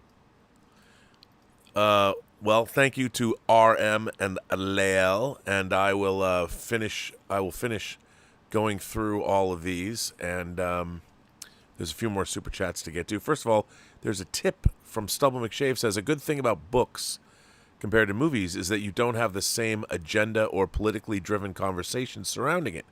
Sure, there's an element of that in all types of media or discussion, but it's not as prevalent or malicious as it is for films. I totally agree. I read all kinds of books. As a matter of fact, I read Bret Easton Ellis's new novel, The Shards, which I thought was terrific. I'm a huge Bret Easton Ellis fan, and nobody is anyone talking about it. I mean, it's funny. One of my favorite YouTubers is a girl. She has a channel called Impression Blend, and yes, she's a beautiful woman, but she also covers books. And there aren't a lot of YouTubers in our space. She also has impeccable taste in horror movies. So everyone, run over to Impression Blend. Tell her I told you to go there. But if you watch her reviews, she has really, really great taste in both horror films and science fiction films. But books, she reads books. She covers books, which I very much appreciate. And I wish more people covered book stubble in our space, because there's not a lot of people who do. And I would like more of that. I'd like to, one of the things I want to do on the channel is feature more authors, do more author interviews. So that's kind of something I would like to lean into more on the channel. Like I'd love to get like Don Winslow on the channel. So Kenneth Colton says, Rob, you're still very handsome. Love you, man. Well, thank you, Kenneth. I appreciate it. Well, here's the thing. I appreciate you saying so, but you get old, and there's nothing wrong with that. That's just life. And I have to say, I quite enjoy it. I still feel great. Everything works. And for the most part, sure, if I would rather work out and look like I used to look, and it's just a lot of work to do that. But I'm trying, cutting down on the booze, and mostly drinking water out of my, I got this at CinemaCon. It's an Avatar, The Way of Water cup. And then I have my, of course, thermos, because I was shilling for All Mankind, not knowing that I would be contacted by Sony that said, we really appreciate how much you like our show. We want to send you some swag.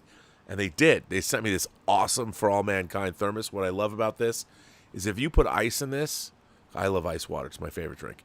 If you put ice in this, it'll keep the ice intact for like days. Even though over the course of this show, I've been drinking both of these. It's a lot of water. Feel better. But thank you, Kenneth. I appreciate it. Rampage Predacon, which is a great name, has been a member for 7 months.